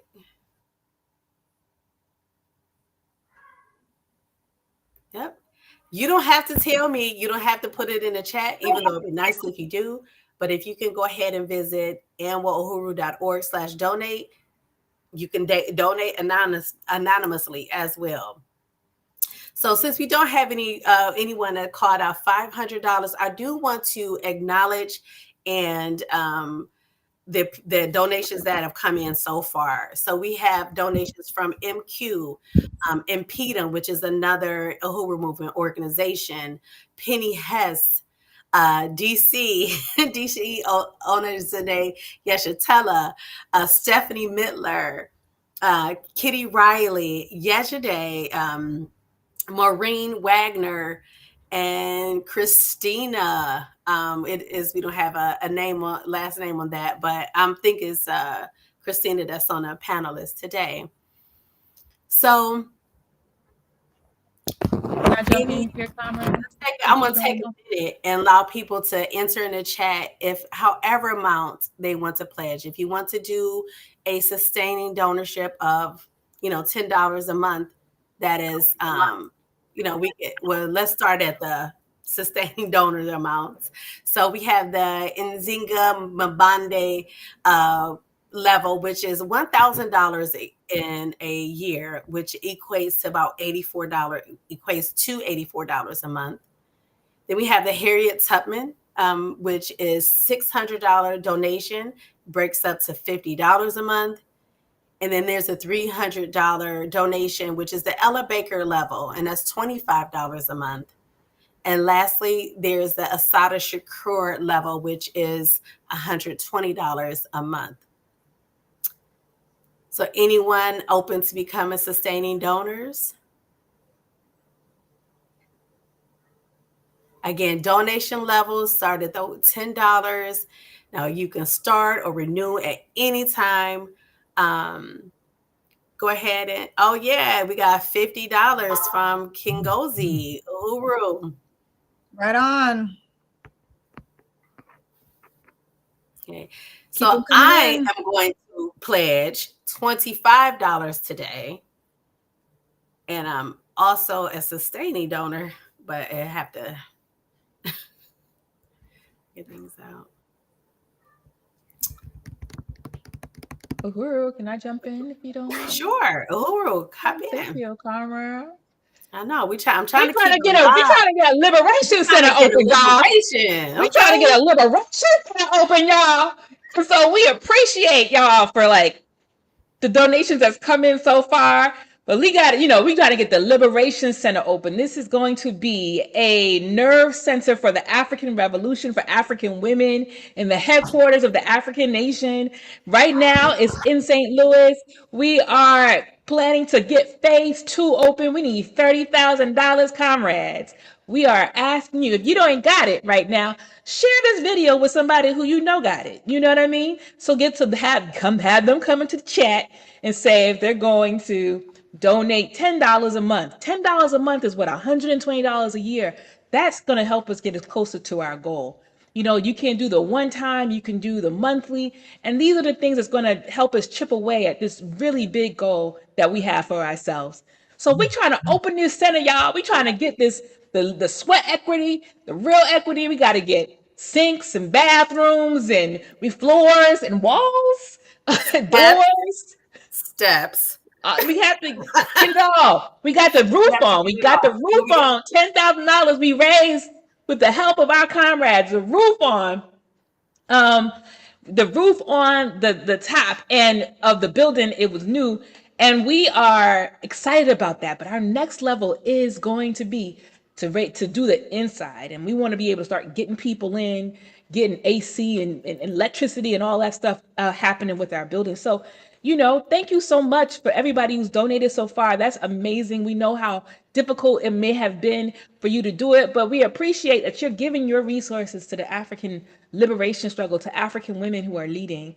And I see the note in the chat, and I'm not sure how to fix that at the moment, but we just want to acknowledge that that chairman and deputy chair Onizania Shatella are attempting to donate, but they're experiencing some problems. Let me know if you're experiencing those problems, and let me know if what those problems are. So just put that in the chat if you're experiencing any problems, and I'll try to help troubleshoot.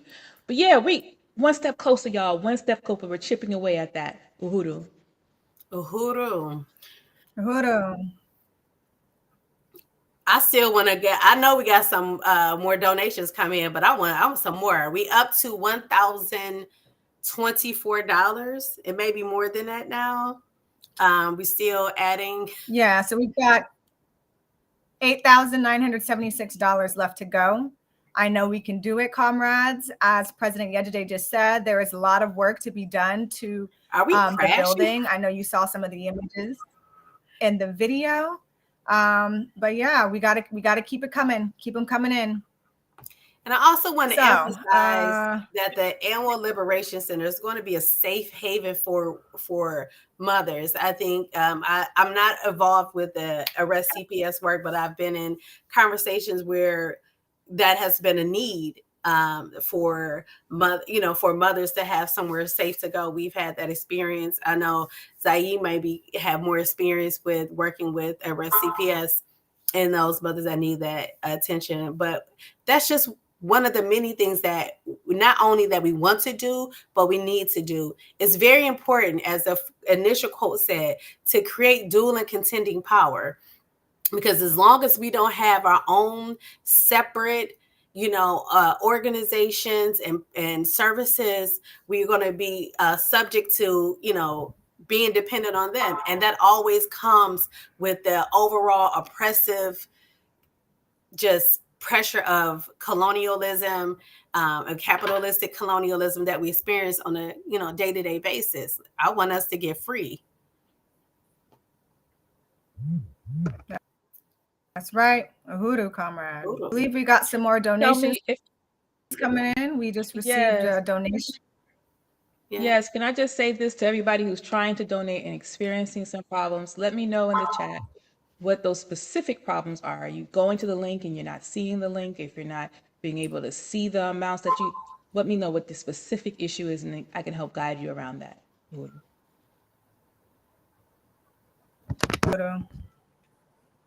All right, so let's get into membership. So if you're an African woman and you want to help build a better future for African people, we urge you to join us. If you're tired of sitting idly by while African people and their suffering goes ignored by the powers that be, we urge you to join us. Your participation in revolutionary organization helps dismantle the oppressive systems that continue to exclude us. And like we heard Chairman say earlier, historically, African women have been at the forefront of social justice movements. Our leadership in politics, when we do decide to participate, pushes beyond, and it strengthens our communities, amplifies important issues, and ensures that democracy truly serves those who are in need. So if you've been looking for a political home, join us. We have many different membership levels. To ANWO, dues is a stance of African self-determination. We believe that it's the highest commitment that you can make to yourself and to the struggle for our national liberation. Our membership is accessible, and it ranges anywhere from $25 a year to $1,000 a year, with monthly options in between. So at this time, I will just read what some of our membership levels are. With our smallest membership being our Jacina Michelle, which is paid on a yearly basis, and that's $25 for the year. Then we have our Muthoni Karima, which you could pay $5 monthly or pay $60 for the entire year. Asada Shakur, where we could take $10 a month or $120 for the year. Next up, we have our Ella Baker membership, which is $25 a month, or you can pay a lump sum of $300 for the year. Next is our Harriet Tubman, $50 a month or $500 for the year. And then our last but not least, our Desi Woods, which is if you pay this membership, you become a lifetime member of the African National Women's Organization. You get lifetime perks. That looks like you don't have to pay for our conventions, any things that we have, any events that we have going on. You can attend all of those for free. When you do get a lifetime membership and it is paid in full, we will send you a piece of merchandise. You will also get a pin. So you'll get some goodies in the mail from us. And that membership is either a one-time payment of $1,000 or you can pay $80 monthly. And I'm almost finished with my Desi Woods membership. I will be summed up here come next month. So I'm excited for that. Uhuru. It's just really important that us as African women, we take up this fight. We have families to look after, we have children to look after, and we know that, we are some of the first teachers. And we heard when Chairman was here about, being reared and looked after by his grandmother, his mother. And we have to step into that role, comrade. So you can pick a level based off of what you can pay. I'm going to say, don't let another day pass where you are apathetic to the conditions of African people. You can be the change that you want to see. So head to anwohuru.org/join and become a member today. Coco, do we have any more donations that have come in? Yes. All right, with some corrections, new pledges, we are at $1,208. Uhuru, can you hear me? Yeah, we're at $1,208. And with this, go ahead.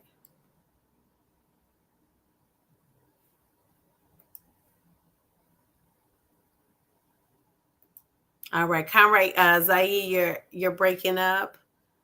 And we're a little bit behind in our program, so let's go ahead and hop back into the remainder of our program. Keep donating. Join as Zai stated. Uhuru.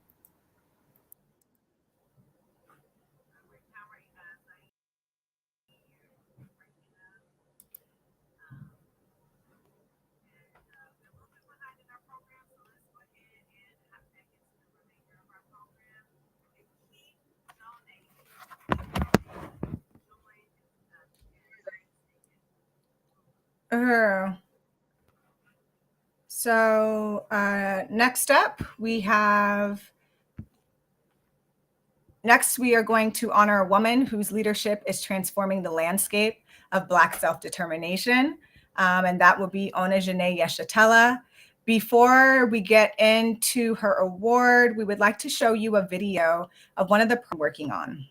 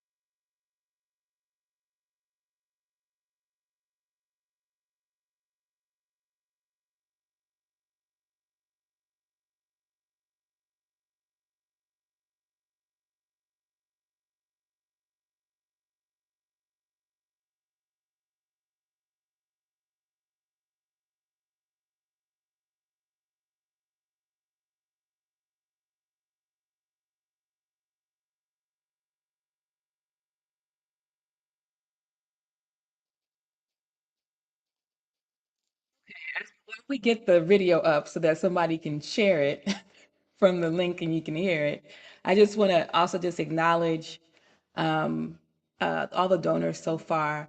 And just recognize that I'm going to put another link in the chat because we don't want people to have any difficulties. If you want to donate straight to us, you can also send it to Zelle. info@anwouhuru.org is at our Zelle email.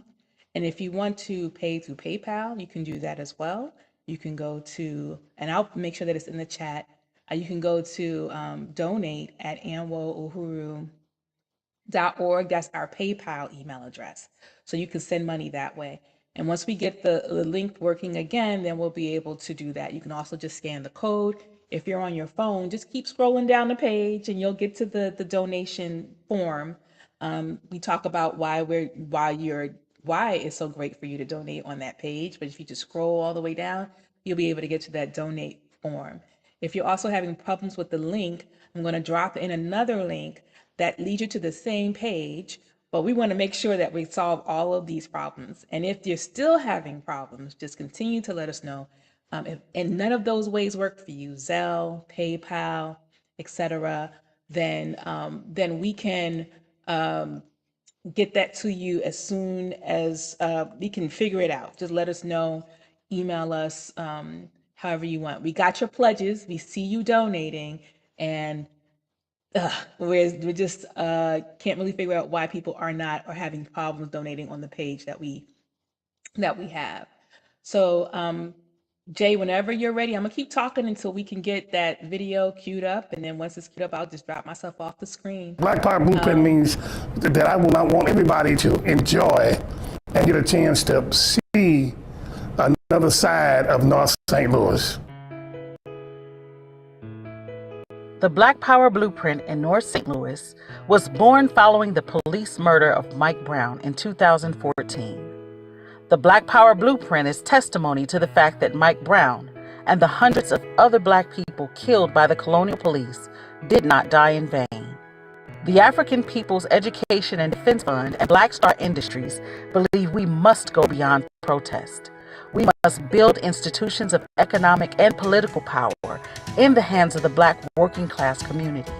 In 2017, we initiated the Black Power Blueprint in North St. Louis under the bold and innovative leadership of Onezene Shatella, president of the African People's Education and Defense Fund, and we have already transformed our community.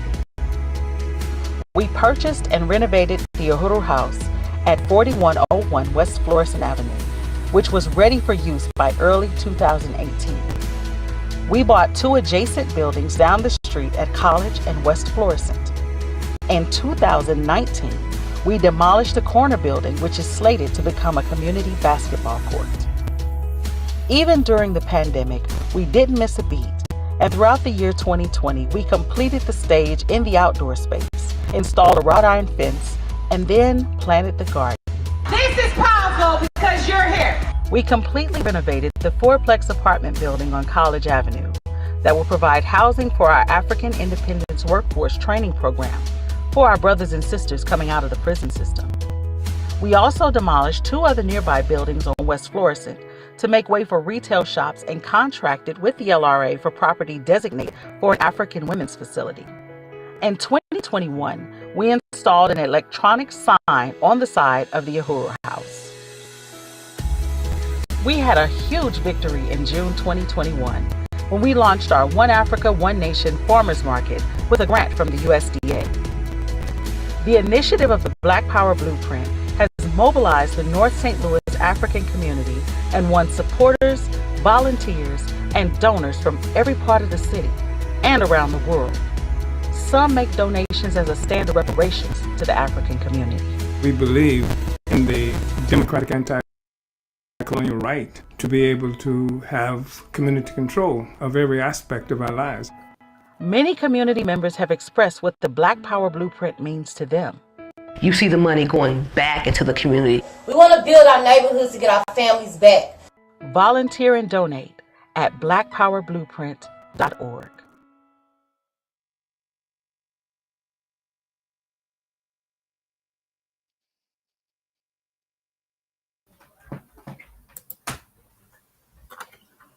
Uhuru. Ona Janae Yeshatella is the president of the African People's Education and Defense Fund, also known as APEDF, and Black Star Industries, BSI, and the driving force behind the Black Power Blueprint. Since its launch in 2017, the Black Power Blueprint has been on a bold mission to reclaim, restore, and rebuild the most impoverished area of St. Louis, the North Side. But this isn't just development, it's revolution. By purchasing abandoned, crumbling buildings and repurposing the land for African self-reliance programs, this project is creating liberated territory for the African community, where our people control our own resources, economy, and future. Under Ona Janae's fierce leadership, APDF and BSI have raised over $300,000 in just 3 years, powered by the people through crowdfunding, webinars, Uhuru Pies, Uhuru Furniture, and unwavering community support. These resources have not only transformed buildings, but awakened a new sense of pride, purpose, and power. The Black Power Blueprint isn't just about physical restoration, it's about a political, economic, and cultural awakening. It's about building institutions that reflect our values, serve our needs, and empower our people. It's about showing that when African people take control of our own destiny, anything is possible. Black Power Blueprint projects include the Black Power Vanguard's community basketball court, murals at the basketball court and community garden. There's a fourplex apartment building, which is housing for the African Independence Workforce Program, creating jobs for those re-entering our community from the prison system. The Uhuru Bakery and Cafe, which is a bakery cafe, community commercial kitchen, outdoor events garden, and training for the on-site for the African Independence Workforce Program. The African Doula Project, not too long ago. The Uhuru House Community Center, which we call the Aquaba Hall. We also have an outdoor space in a community garden as home for a One Africa, One Nation marketplace, and a 50-foot flagpole flying a 20-foot red, black, and green flag in our outdoor event space across from the Uhuru House, a much-loved symbol for our heritage, culture, and pride. Future plans include the Uhuru Wakulea, which means freedom to nurture, African Women's Center, and then also the building of the bear. So please join us in celebrating Ona Janae Yeshatella, a fearless leader and architect of the African independent economy and liberated territory in North St. Louis and beyond. Uhuru.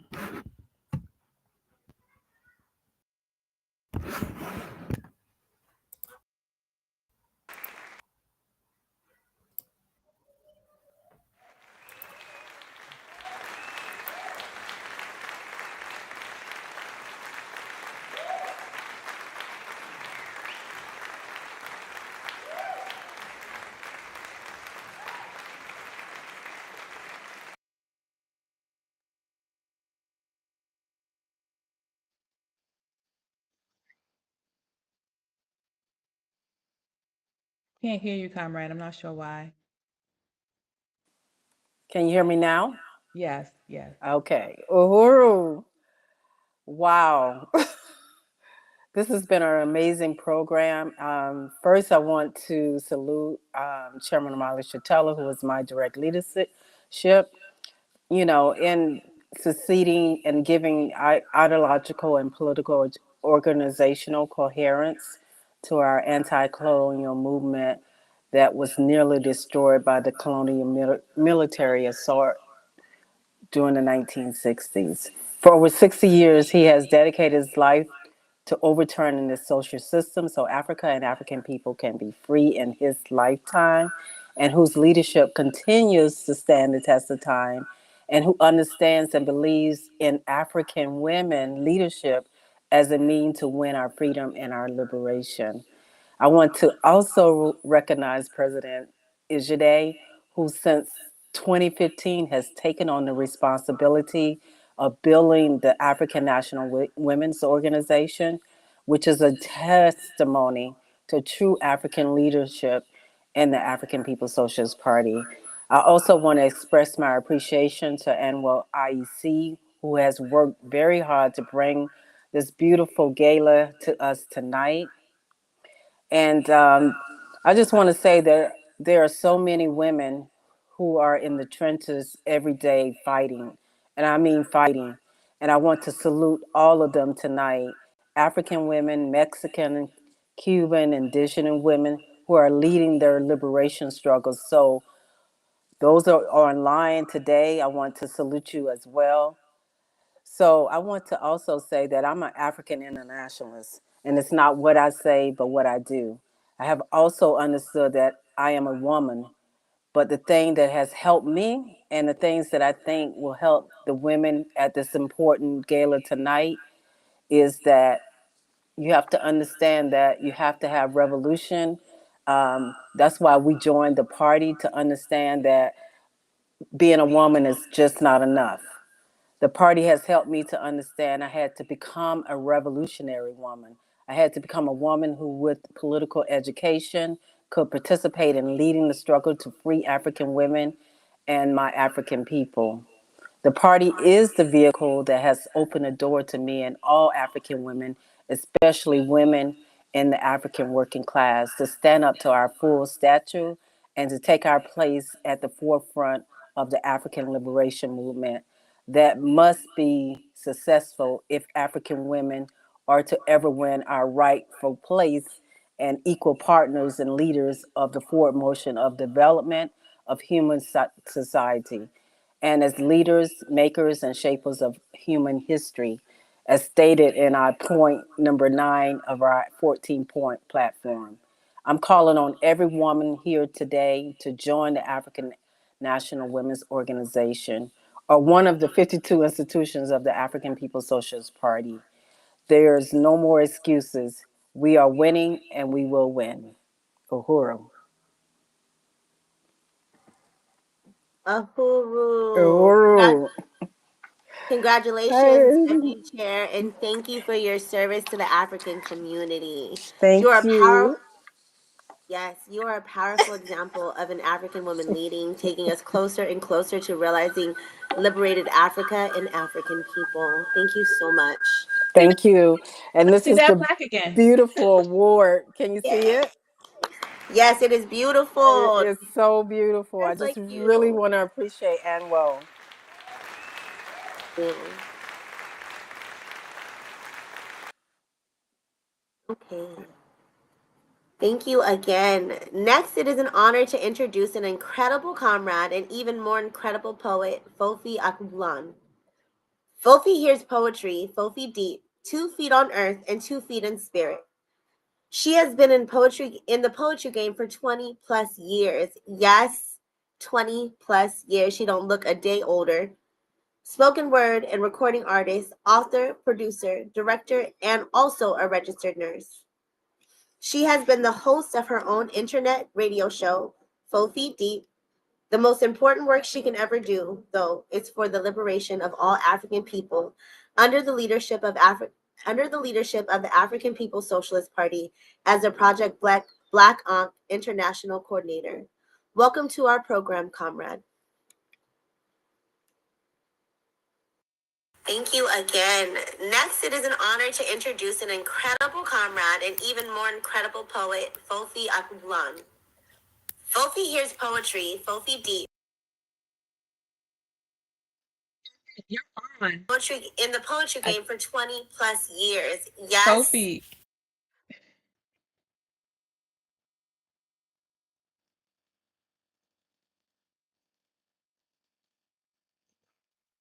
Fofi is coming. Give us a second.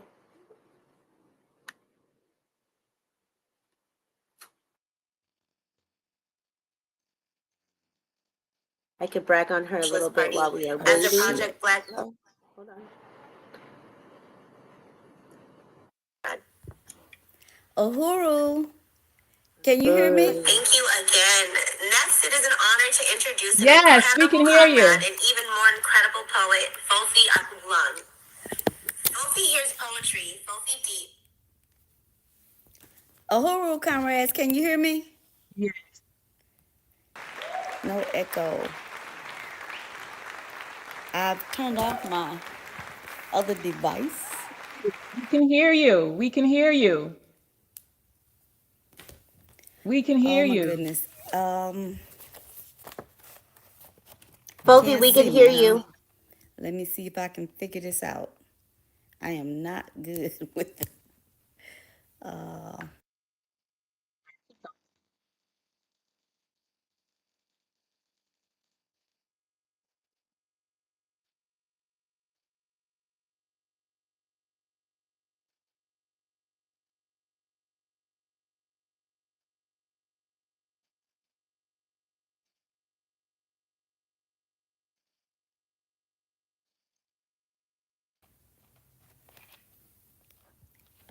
Uhuru.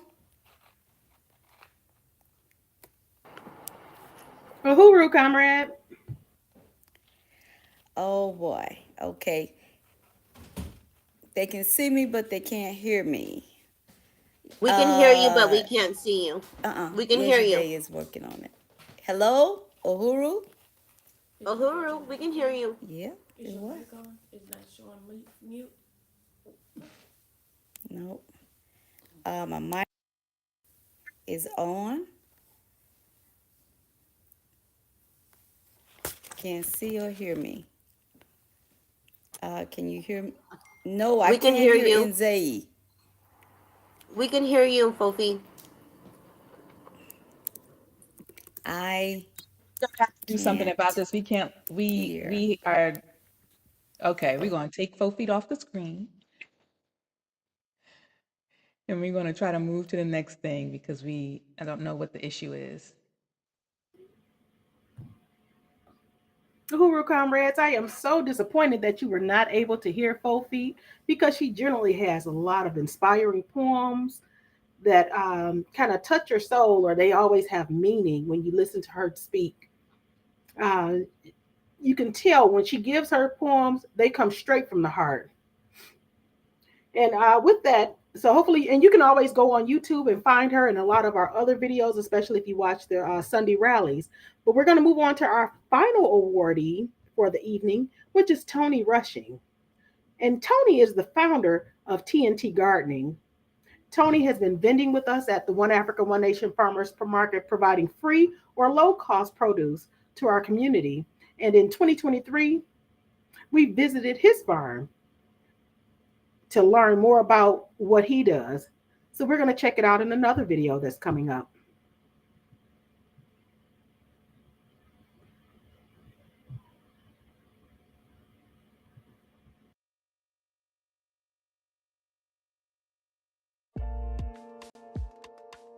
Okay, so tomatoes is my bread and butter.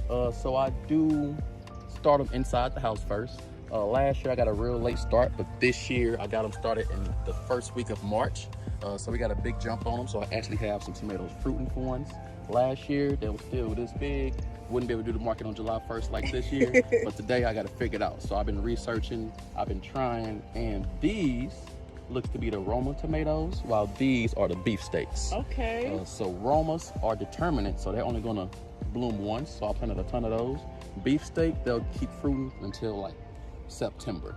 So we got that one down packed. Other than that, we have some cherries over here. It's a large cherry, but this is an early girl, so that's gonna catch up with the Romas and beefsteaks hopefully, and we can sell these at the market on July 1st also.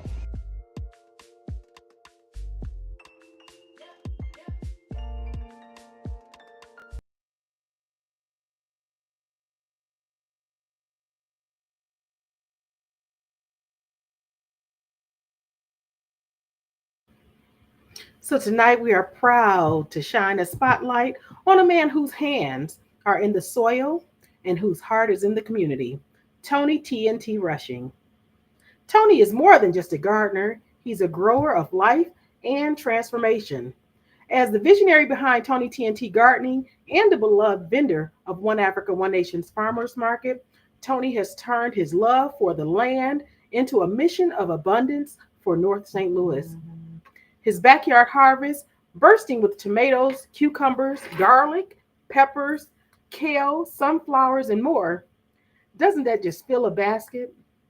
It fills bellies and spirits and futures. Whether through free produce giveaways or his dream of fenced off community gardens blooming on formerly vacant lots, Tony is cultivating liberation.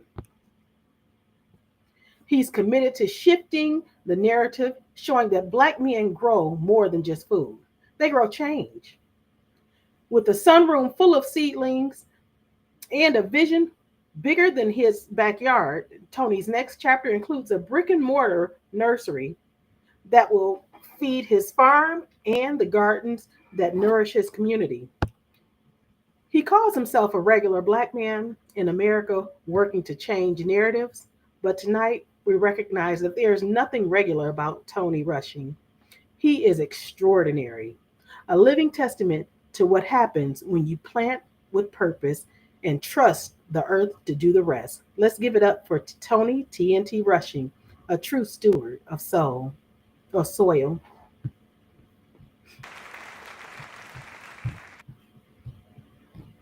So unfortunately, Tony is not on at the moment. He was also having some problems getting on. Duly noted for the future when we're using this platform. But I just want to really appreciate Tony. And when we put out the nominees, we call on the community to nominate people.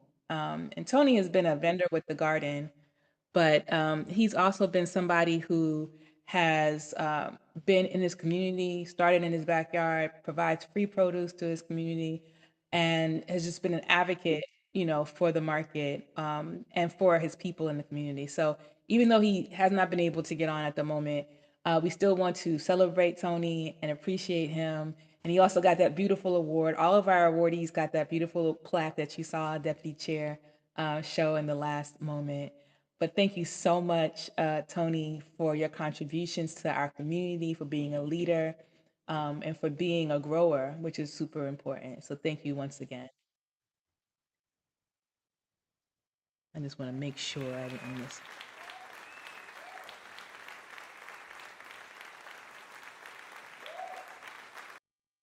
All right. So next, we're going to go into our last part of this, and I want to just encourage people to continue donating. And I just also want to acknowledge the donations that we have coming in to our platform. We've gotten donations across Wells, I'm sorry, right directly into our bank accounts.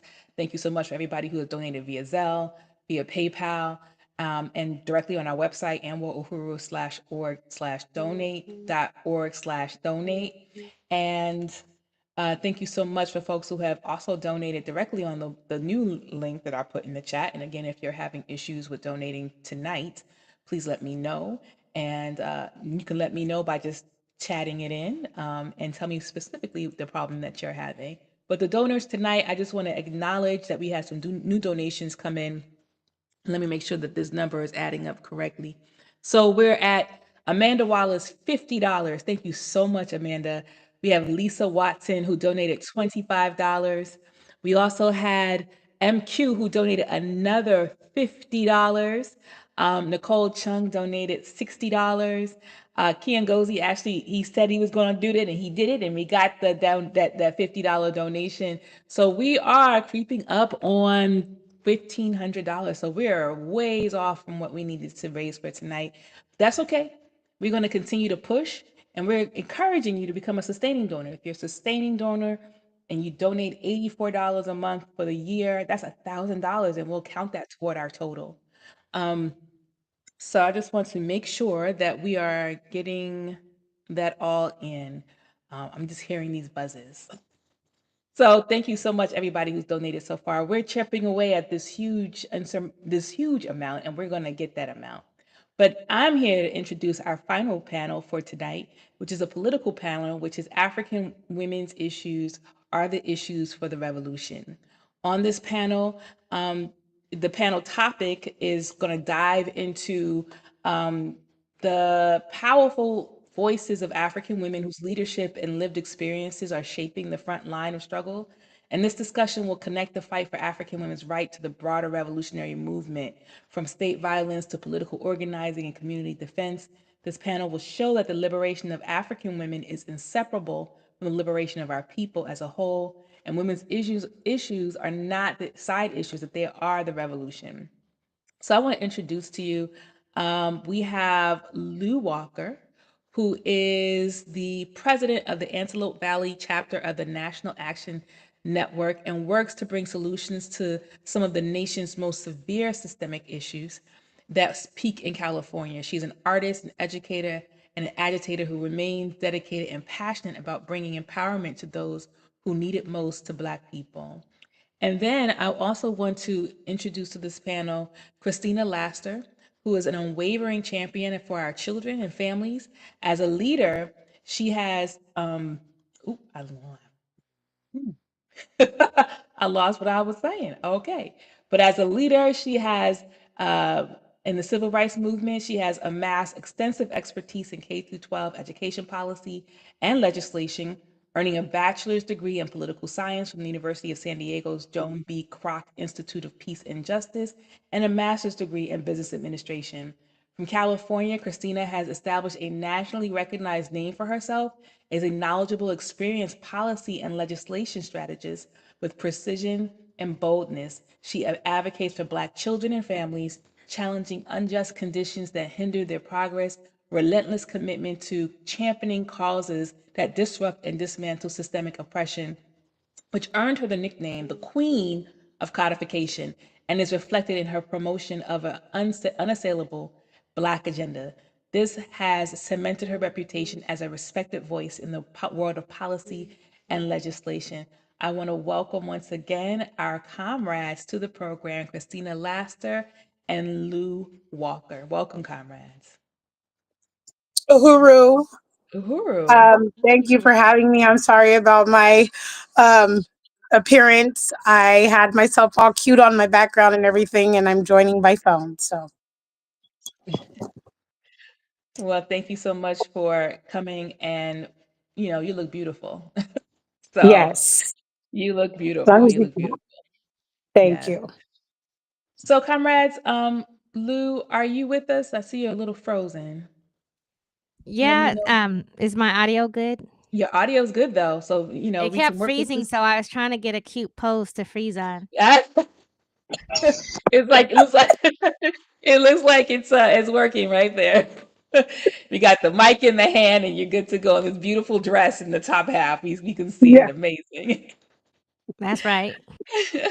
So I'm glad you were able to work with this freezing. So, comrades, thank you so much for being a part of this. And thank you so much. I mean, really, we were introduced to one another, Christina, around the case of your daughter, Kayla Wilkes Charita, and Lou, as somebody who was working with Christina around this from California as a member of the National Action Network. So I'm going to be asking you guys a few questions about your work and your passion and why you do it, and just really also just wanted to peek into the topic that African women's issues are issues that the revolution has to solve in order for African women to be fully understood and recognized in the struggle for liberation, because there's so many attacks that happen to us, and it might not always look like a police killing or anything like that that will get a lot of people to the streets, but there's 1,000 different cuts that happen.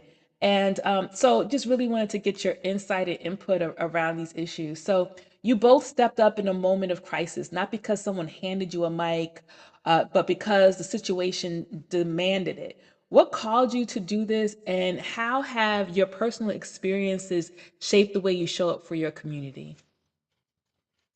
So I realized a long time ago that my cries for justice had to change, had to shift. And understanding the system of codification helped me to do that, because I knew that we couldn't legislate hard change. But I was still going to pursue justice. And as long as I was under the system of codification and the web of codification, I knew that I needed to not only understand all the ins and outs with regards to children, K to 12 education, what was happening there. But I also had to teach that to people and know all the loopholes and different things like that. So initially, my desire was to see if there were ways to repair or transform education. But then I recognize that's not possible. That's not possible. So what can I do? I can heal Black children and their families and go in and try to extract. And so that's what I started to do in the lane of K to 12 education. And I continue to say we cannot legislate hard change, but we will continue to pursue justice. Thank you so much, Christina. Lou, what about you? I actually, can you guys hear me good? Yes, Am I still frozen? you are still frozen, You but you are, got but a it's cute. beautiful But I'm cute pose. though. But I'm cute Yeah. though. Thank you. Ooh. So I literally, I guess it's peculiar on the West Coast. I grew up in an area where it was I was a token Black girl in school, and a lot of children don't even understand the racism that they're experiencing. So I had to think, like, at what age do I see, like, wait a minute, I keep getting left out in the advanced classes, in the gate classes. I'm always, left out. You start seeing patterns before you can even identify them. And so I got into activism and advocacy because of the needs that I saw just grew, just grew, just grew. I was working for the state Department of Veterans Affairs, and we had issues um, within our job working with veterans. And then I started substitute teaching on the side, and that's where I seen the most damage. I saw how student inmates brought in more money than public school students in regular schools. I saw the direct link from DCFS referrals coming from these schools out here on the West Coast. But the biggest thing was education. How much Black students are as inmates. How much Black students are being illiterate. So, from what I witnessed with failed state investigations and federal investigations from employees who reached out for help. That's how I started joining advocacy groups, and I kept going from group to group until I saw until I saw several that were really true to their mission. That's actually how I learned about ANWO, not from reputation or hearing the name, but seeing you guys in action. And that's what it should be. A lot of organizations, I guess I can safely say this, frozen. A lot of organizations, they're about a century old, over 100 years old, and they're nothing more than a cheap chicken dinner, and a little bit of marketing, a couple press conferences. A lot of the work that, especially that Christina Laster does behind the scenes, that she never gets credit for, is still way more than what I've seen people get paid millions of dollars to do. So, I joined this because there was a need. There was a need, and somebody's got to meet that need. And I think ANWO is just a diamond in the rough, and it's what's been needed. Black women energy, that Black women magic, that power, that I guess it's in our genetics. That Eve gene, That's what I'm talking about. right? Yes, yes. Can I just put a pause just for a minute on our panel real quick, because we do have Tony. Tony did come in a little late, but I do want to give him some airtime and some screen time. Yes, comrade. Oh, okay. You said an okay. So Tony, I'm going to put your camera on. If you could just put your camera on and just join us real quick. And are you able to? Here we are. It's nighttime. Yeah, doing today. Yeah. Oh, look. Okay, Gala, ready? You look so great. So Thank you very Tony, much. Thank you. we already told everybody why you're so wonderful, and I'm just like, So just tell everyone a little bit about your work and just who you are, and yeah, and just give us some updates on what you got going on now, Tony. Oh, okay. Well, my name is Tony TNT Russian. That's my full, real, actual government name. So I pretty much picked up gardening out of nowhere as I guess, a college student. I was renting a house in Cape Girardeau at SEMO, and I started buying indoor plants and all that good stuff and got pretty good. when I moved to St. Louis, I bought a house with 2 garden plots already, and I was like, maybe this could be something. And oddly enough, it was a whole lot. But I did take my mission to, I'll say, the Ville area the most. So I do have a community garden called the Ville Family Garden on Maffett Street. You can see Sumner High School from it. It's not the best area, but I do go to areas that people stay away from. So it's like, a crack house across the street. But they come in handy. I do have them help around the garden, pay them to trim weeds and all that good stuff. But it is one of those blocks that people will not come down if they don't have to. That's where I specialize my farming at. I do go door to door, so I'll harvest fruits and vegetables. I wasn't weighing the pounds last year, but applying for grants, that was a problem. I don't got no statistics because I just harvest my stuff, go door to door, knock on the door, and I'll give it away to the neighbors that live with me. And I wasn't keeping track or documentation of that. It hurt me in the long run to get money for grants and everything. But that's what I do. I give away all my produce pretty much. I did do the One Africa One Nation Farmers Market, and it's a lot of nice people there because I'll be like, hey, this is free. And they're like, oh no, take this $5 bill, man, because you do great things, or we'll do this donation. So Uhuru and One Africa One Nation Farmers Market actually blew me up. And it's the only reason I found the Ville Family Garden, because I was in a booth and it was a nice lady named Candy and Thomasina came up to me. And then they was like, hey, we got this garden that's abandoned. We want you to revive it. Can you come revive it for us? And I've been there for about 2 years now, and it's full fledged. We grow vegetables, we grow a lot of stuff right now at this moment, and the neighborhood knows us now. So I've been doing a whole lot in the Ville and also other places, but the Ville, my baby.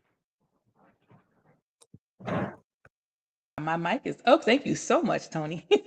And again, we just really appreciate you and just the journey and just your commitment to the community, because you don't have to keep farming, you don't have to keep, providing produce to the community. You don't have to do any of those Oh things, no, but I you can't still hear do. you.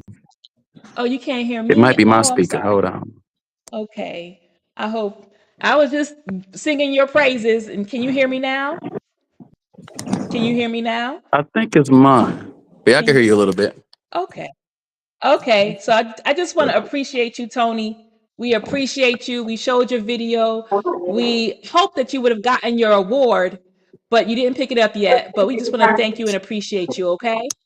Well, thank y'all very much. I was busy today. I Okay. should have picked it up, but I'll get it. I'll get it next week. I appreciate y'all recognizing me. I've been to y'all for a while now, a few years, and I appreciate y'all showing appreciation because a lot of people really don't. Really don't.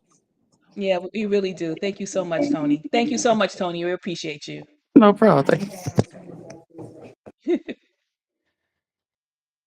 All right, I want to bring my two comrades back up onto the stage. That's Christina Laster and Lou Walker, so we can continue our conversation and just appreciate Tony and all he had to contribute. Looking very spiffy. I can appreciate that. So the next question is, the system really sees. Lou, can you hear me? Because you're frozen, but you're beautifully frozen. Can you hear me? I know. I picked another good one. Yes, you did. I mean, I don't know if you got a bad pose in your repertoire because they're all looking good.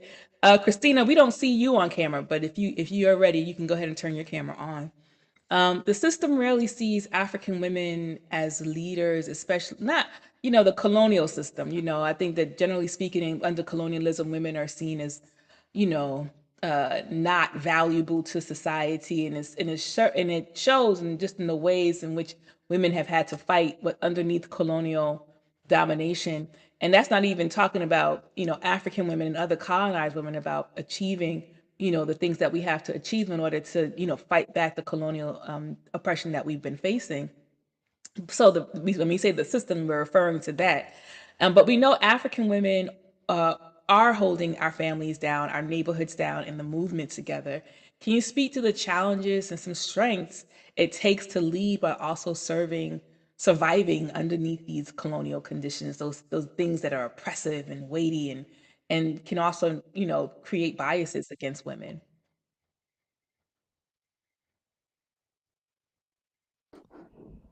Is it just me? Yeah, it's you right now. I think Christina's having some issues. Um, c- I'm sorry, I missed the last part. You said biases against Oh, women. yeah. Just explain, like, can you speak to some challenges or strengths it takes to lead while also surviving underneath colonial conditions? A lot of what I've seen, especially working for, the state of California, I do see off the back pay inequality. I'm in the Antelope Valley. I'm not sure if everyone's familiar with that, but it's the most racist place in the country, according to some of the national racial disparities. Northern Los Angeles County. And so, just from me working out here before I moved out here, I was within a government, an agency where our administrator was appointed by the governor directly. And I just seen so many disparities with what Black employees were experiencing. We were more qualified for jobs that we didn't get equal pay for. Um, and then when we filed complaints, a lot of what we complained about were just dismissed and thrown out. And I was one of the few employees that was so consistent with um, documenting, and maintaining evidence. I requested copies of everything that I submitted, and I only got about 5% back. And had I not kept my own receipts, it would have been my word against the state of California's. So if I seen these issues, key issues that are easily.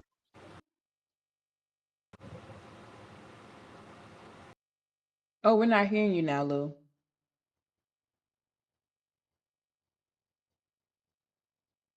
Oh, this is the most picky, the most picky broadcast we've had so far, and it would be a fundraiser, wouldn't it? So, Christine, did you hear the question? And I can repeat it. Can you please repeat the question? Yes. What have been some challenges? Can you speak to some challenges and strengths it takes to lead while surviving underneath colonial conditions? Yeah, because the same privileges and resources that the so-called dominant society have at their disposal, we don't have. And so, in order to have an effective defense, you need resources, especially when you're coming up against people that utilize resources, weaponize resources, etc. And so, what I have had to do is apply my knowledge heavily, but that can only take you up into a point, right? In this court battle that I'm faced with, my daughter and my granddaughter, my knowledge can only take me up into a point. Once you enter into the courtroom, you need knowledgeable lawyers. That costs. You need, travel, right? In order to get from point A to point B, especially when they try to separate us so far apart. If you want to be effective in your defense or in your strategy, it requires for you to be present. And so what I have noticed is that the challenge has always been the resources available and at our disposal.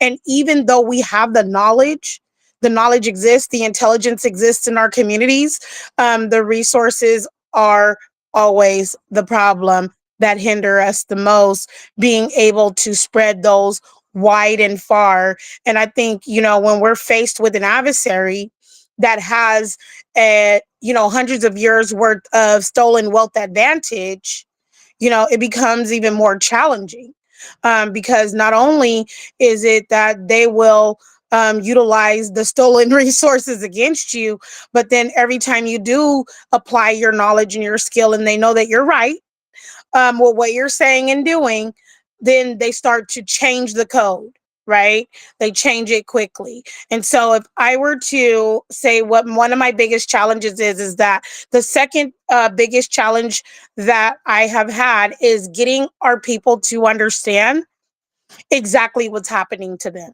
right? And continue to fight. not to just concede and wave the flag, because that doesn't help the community at large. When we have people that are like, I don't really want to stand up and fight back, I don't really want to use my platforms or my voice, I'm kind of afraid. It doesn't matter how many people are standing behind them, because that fear is disabling. That fear keeps them silent. That fear keeps people saying, oh, that's just an isolated incident, which the status quo white ethno state likes to utilize against us very frequently. That's just an isolated incident. And so, the first thing is resources. The second thing is the continuity in the battle. Some of us are at the front line very, frequently. We get tired too, right? But we continue to do this because we know that things have to be right, just, and fair. And because they're not right, they'll never be just. So we continue to fight. We won't ever stop. But there are others who, you literally have to awaken and to rise up while on the battlefield. And I like to use this example. If you're straddling the fence in the middle of the battlefield, you can become collateral damage easily. So then get up, and so I don't, I'm gonna come to I got a lot to say about This that, is what but it get is. up. Yeah. And if you can't apply your body, apply your resources, right? Because we're out here giving every single bit of it, our intelligence, our resources. I have to go to work too. Our time, our energy, our efforts, but we need reciprocity, because the community, unity in the community operates from reciprocity. And so, I appreciate ANWO, because I came to the Mother's Day March, and from that moment on, ANWO has stood with me. It wasn't one of those things like the boule people to the left and the right, and I can name a whole bunch of them, but I won't, who want you to answer a 1,000 questionnaire about what happened to you and why they should help you. It was, we see that there is a problem. We understand that this problem is systemic and exists in the policing of Black bodies, and the reproduction of Black women, and policing over our children. And we're going to step in and fight with you. And so that's why I can say, like, you guys have been there from day one, and I'm truly grateful. Thank you. Lou, can you speak? I just want to make sure that you can speak.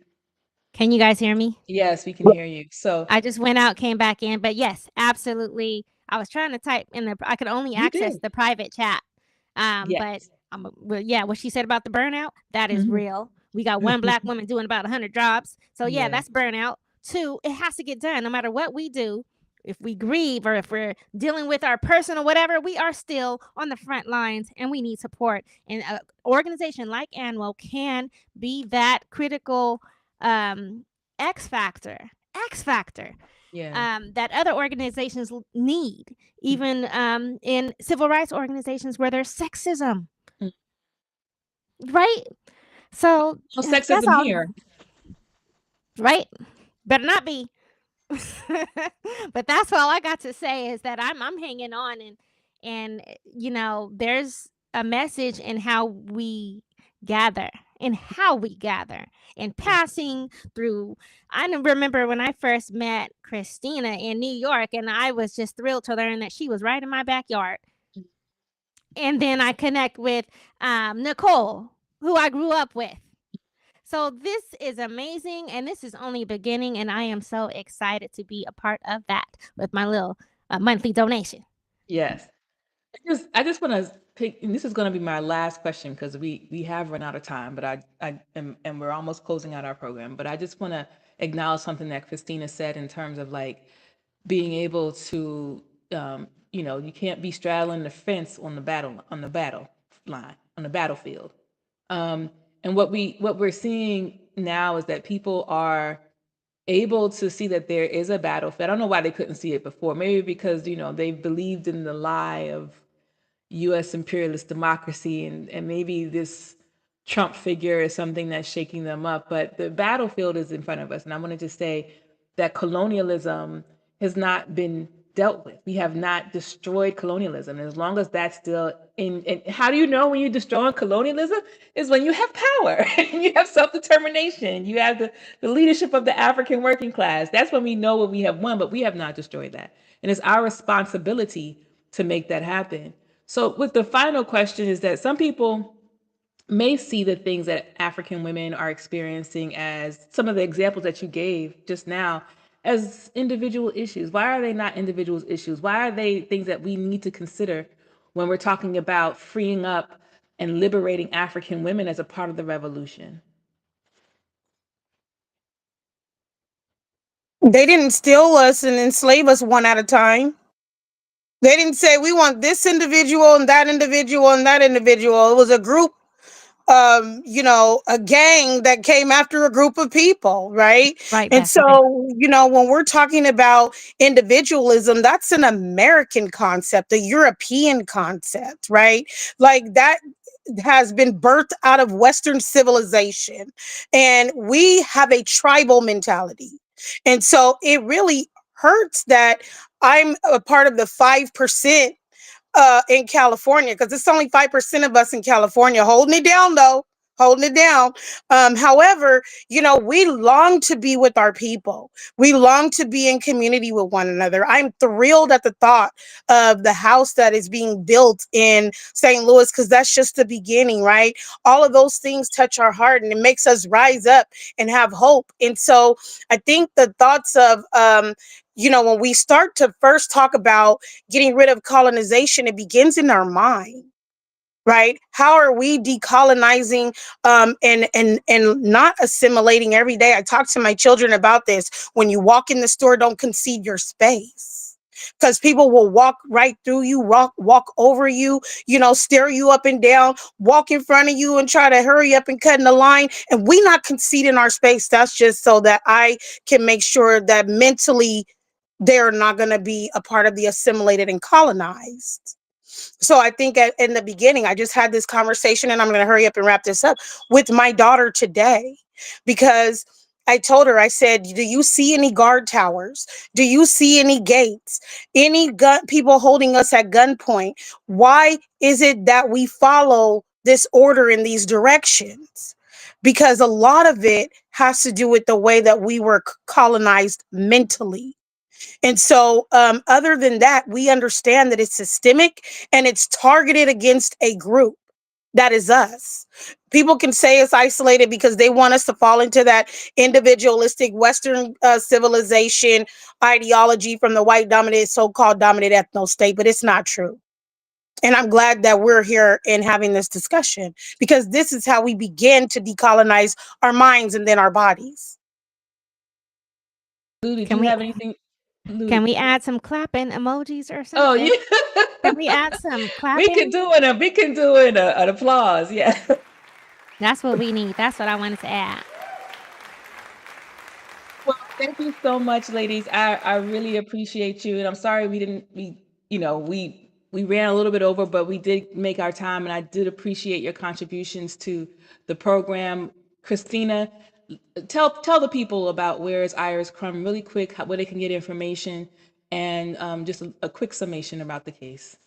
So my daughter Kayla has been held in incarceration, and alienated from my granddaughter Iris Crumb at the behest of the white father of Iris Crumb, who is now dead. She is still incarcerated, even though he's dead, and even though one state, because it was a two-state issue, has dropped all criminal charges.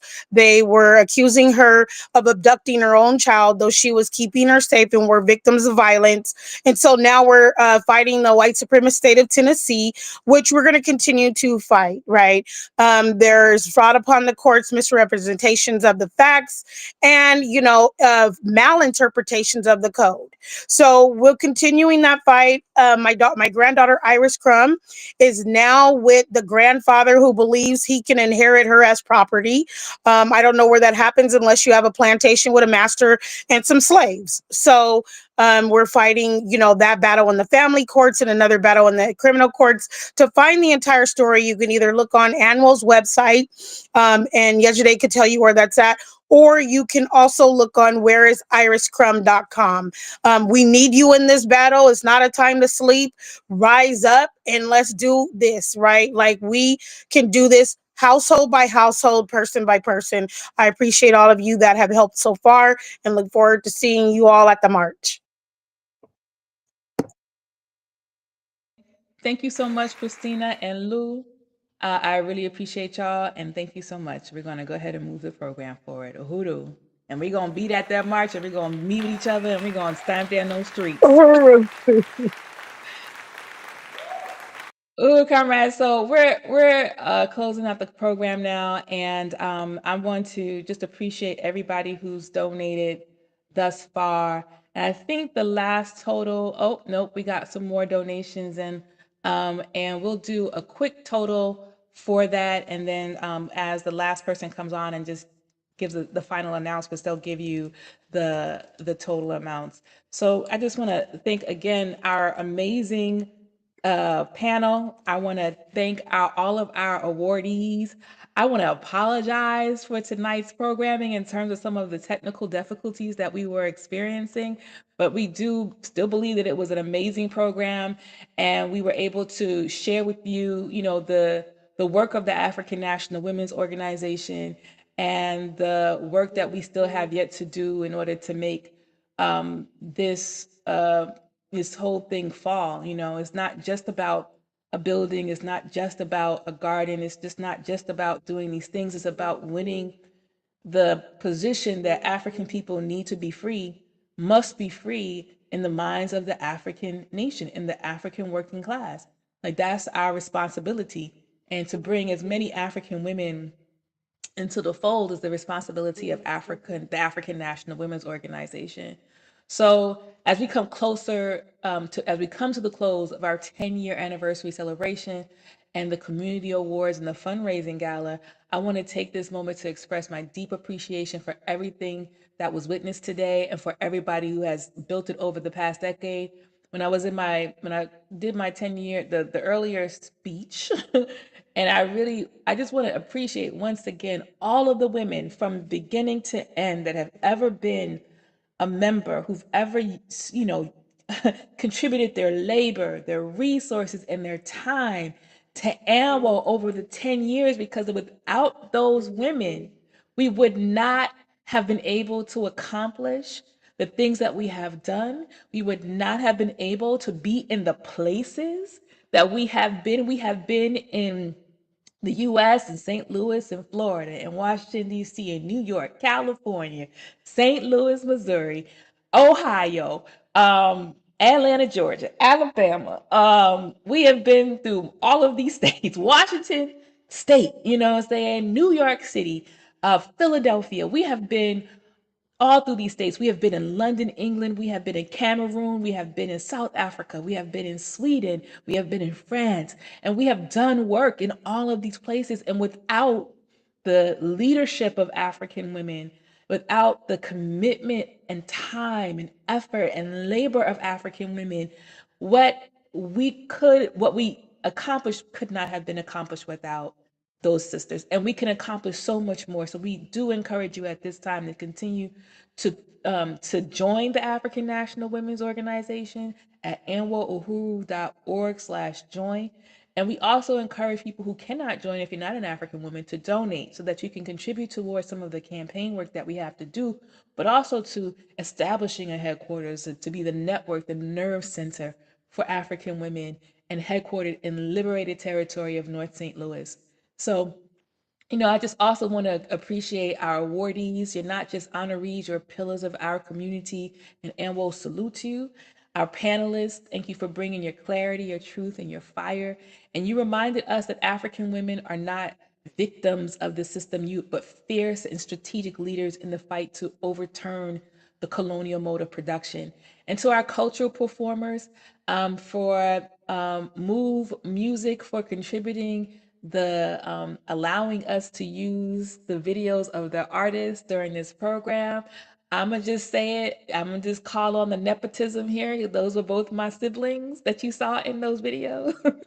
And then, and the owner of Move Music Entertainment, it's my brother. So I just want to thank him for allowing that to happen in the clutch, right? Like I just had to ask him today.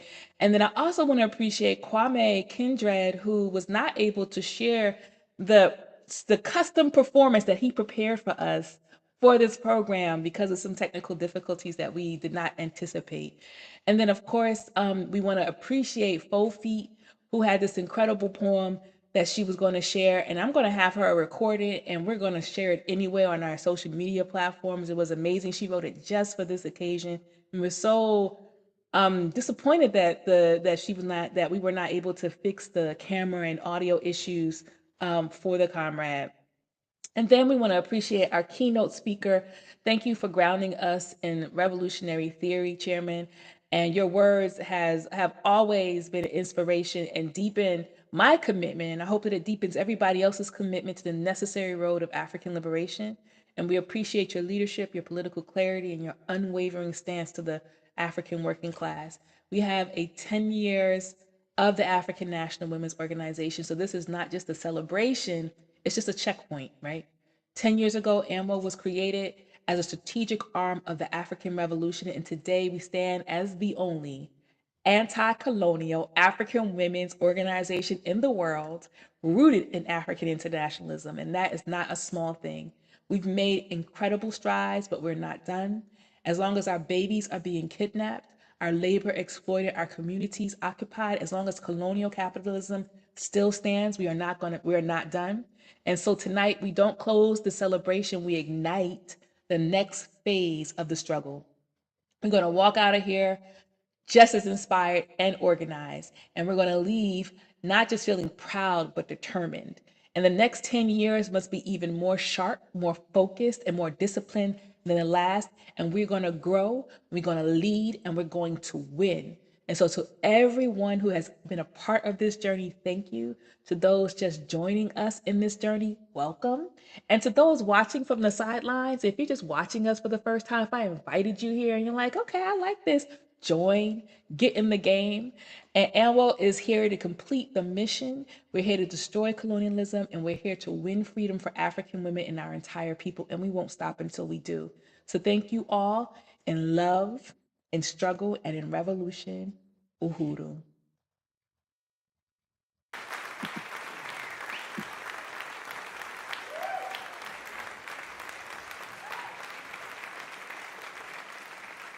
Ahuru, ahuru. That brings our gala to a conclusion. But before we close out, I just want to give you a few reminders. If you're interested in becoming a member of ANWO, please put it in the chat and we'll get back to you. We call on African women worldwide to join our African National Women's Organization as the only anti-colonial, imperialist revolutionary organization for African women. ANWO is a political movement for revolutionary African women. We call on African women to join ANWO today at https dot / ANWO Ahuru uhuru.org/join. We have raised $1,468, and we will continue to collect donations towards our 10,000 fundraising goal, even after we go offline for today. With donation levels starting at $10 a month, start or renew your support today. Thank you everyone who donated tonight. But if you haven't yet, you can still donate by going to anwoahuru.org/donate. Also, register for our Black Mothers March, led by a national coalition of Black women-led organizers and organizations. The Black Mothers March brings together families, organizers, and co-conspirators in Washington, D.C. on May 11th, Mother's Day, in solidarity against the family policing system. To register and to learn more, go to blackmothersmarch.com. Also, don't forget about where's Iris Crumb.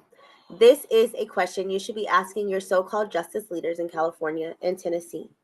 Because of one earth-shattering lie, Kayla Wilkes and her child, Iris Crumb, kidnapped by the father, she was jailed on a felony kidnap charge, and neither the state of the family knows. Neither the state or the family knows the location of the well-being of 8-year-old Iris Crum. So to learn more about this outrageous attack on African motherhood and what you can do about it at whereisiriscrum.com. Support ANWO's economic development projects Decolonize Hair and Body. It is our natural personal care body products that highlight the natural ingredients and traditional care practices used by Indigenous people around the world. Also in my hair. Visit decolonize.com. We also encourage you to wear our resistance with pride. Shop our newest styles, shirts, bags, and accessories. Your help helps us to achieve our overall fundraising goal. And that's at anwoahuru.org/storefront. Register for the Black is Back Coalition 9th Electoral Campaign School, which is April 12th through 13th, 2025 in St. Louis, Missouri. And then go to blackisblackcoalition.org. We hope our gala this evening resonated with you. Thank you again to all our speakers, and thank you for attending and participating in the discussion. From all of us at African National Women's Organization to you, we will see you in the struggle. Also, before we go, April 12th and 13th, the Black is Back Coalition for Social Justice, Peace, and Reparation will hold its 9th Electoral Campaign School for African people who want to respond to the urgency of the movement. This year's school recognizes the need to take the struggle for our liberation into the hollowed training of our oppressors. Tyranny that our people fought bombings, murder, assassinations, and radicalized slander to penetrate for our own benefit. And then you can also register at the Black is Back Coalition. Again, thank you for attending and participating in the discussion. Have a great night.